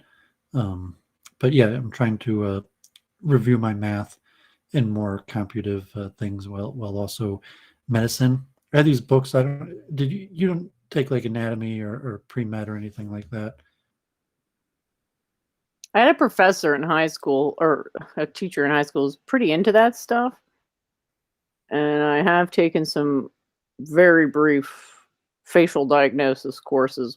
Dr. Vasant Lad, an Ayurvedic specialist, and read Ayurvedic texts, but they don't really look at it from the mechanistic perspective, so pretty much no. Have you seen that, like the spinal cord and like I think they're 19 nerves, and they're like V1, or they have like numbers. There's like 3 different sections of the spinal cord, and they have like numbers, and then you have the nervous system, the peripheral nervous system, and it corresponds to the spine. And each section of the spine, there's parts of the nervous system from the brain that go to different parts of the body. So, for example, like I just lifted my hand like this, or any muscle or part of my body, to know like the signal starts here, it goes down the nerve, down the spinal cord to like V3, and then it goes on this nervous thing, nervous not even arteries, but this nervous cord through the body. And so like I've been reading these textbooks, so I want to perfect my knowledge of the brain. I mentioned that course MIT on the brain, which is the type of thing that you have perfection of understanding. I think that the 19 different rungs in the spinal cord, in the various parts of the peripheral nervous system that are at each one. It's like eyes, eyesight, smell, like your feet running, and then to understand an action as a process, like a signal. It was like a reflex, like when the doctor takes the rubber thing and hits you on your knee. But say that you would actually know anatomically what's happening, that like like that the sense the cell pressure cell here that's connected to this nervous vein that goes through the body and then enters the spinal cord at this point and then goes to this section of the brain. So I'm trying to study that to get it down so that I actually know how to call these things by their proper names. And saying like it's relatively complicated. Like if you did yoga and like the spinal cord, but like how many I forget what they're called. Even I have to review my anatomy more. Vertebra. Yeah, how many vertebrae are in the spinal cord? If you know like the 3 different section and how it's broken down, and then the connection to the cervical, thoracic, lumbar. Yeah, and then the connection to the nervous system, where each vertebrae has various parts of the peripheral nervous system that go out, and 2 different parts of the body. So I'm trying to review that. So like, yeah, I mean, props to Jennifer that she actually knew that part of the anatomy, probably just from yoga.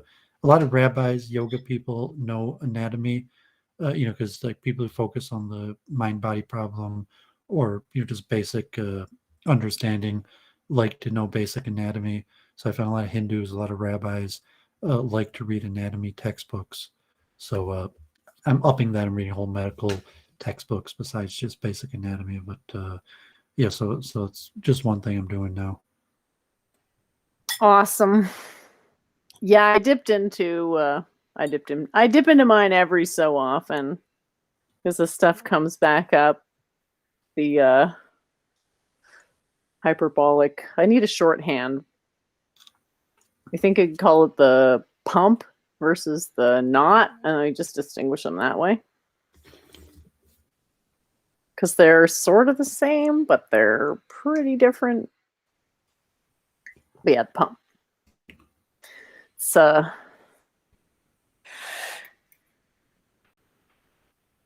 Okay, so do you finish your week in review? It continues to amaze me, so I'm trying to think of ways it connects to the body. So maybe if you see anything in the body that you that reminds you of it, you can let me know while you're studying. Well, it's everything. I think because it's like a sphere, like just think the sphere is the basis for all shapes. Oh, come on, it's not that trivial. And you say like, yeah, I mean, all shapes could be. It's less trivial than the sphere. There you go. Yeah, so you say all shapes, but I mean some more than others. Well, I'm just saying, if you happen to notice anything, I'd love to hear about it. But I guess that's all for me. And yeah, we don't want the show just get, bummerish. So if you want to wrap up now, that's cool with me. And look forward to the next one. Okay, yeah, here in America, it's Halloween. Uh-huh. And I saw like, just a quick basic. I mean, you've heard of Halloween? I've heard of Halloween. Have you heard of Halloween? Yeah, of course. Celebrated Halloween many times. Yeah, definitely. I'm not that much of a recluse. Loose wreck? Eccentric? Well, I don't know, like, if Halloween's a universal, I mean, it's like a pagan holiday, but... I think it's Irish, so wherever there's a lot of them, it tends to take root. But yeah, definitely it's a big thing. And even in Quebec, there was Mat Night, which is the night before Halloween, where people get up to malarkey, like toilet papering people's trees and stuff. These elephant videos are very popular. So like the elephants and pumpkins, but I thought like the pumpkin is kind of like I don't know if it's a gourd or squash, but like the pumpkin, they kind of like, even if you don't take care of them, they grow and they grow big.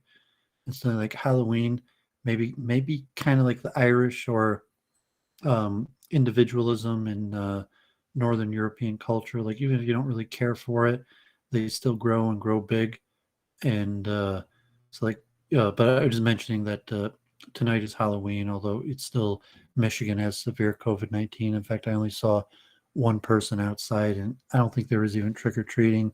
I think some people maybe had like get together, like car trick or treating, but I think they tried to cancel Halloween again this year because of COVID-19. But I thought I'd just mention that if you didn't, I mean, if there people are celebrating Halloween where you're at, I don't know. I live in a very not densely populated place. Bit of a trailer park. Even like wearing costumes, like nobody, or you didn't see any kids around. No. Yeah, so I just thought nothing here. Mention. Okay, so very relaxed.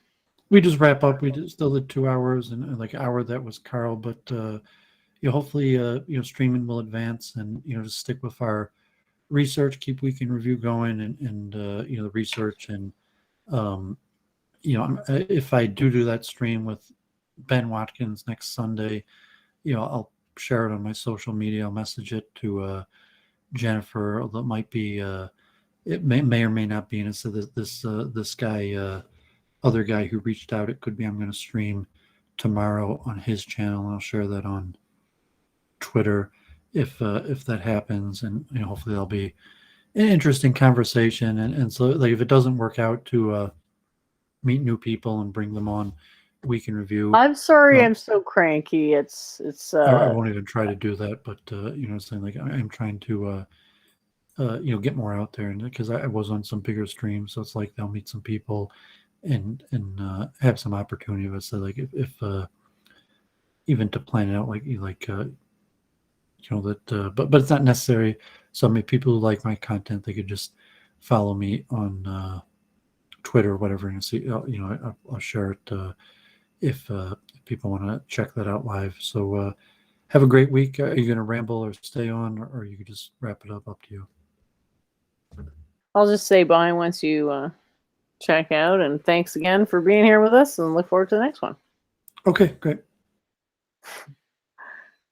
All right, well, thanks to all who tuned in. Cool to see you live in Ireland, Tinkle Tink. Wow, that was a very insightful comment from, got great name there, Montreal pal. Nobody can enlighten you. Your ego has to, move, bitch. Get out the way. Get out the way. Get out the way. Yeah, that's just so to say, a worthless opinion of. It's so important that she can't be told, she won't be told that it's wrong. And bringing it back to Church of Entropy and her attack dog Gandalf the White.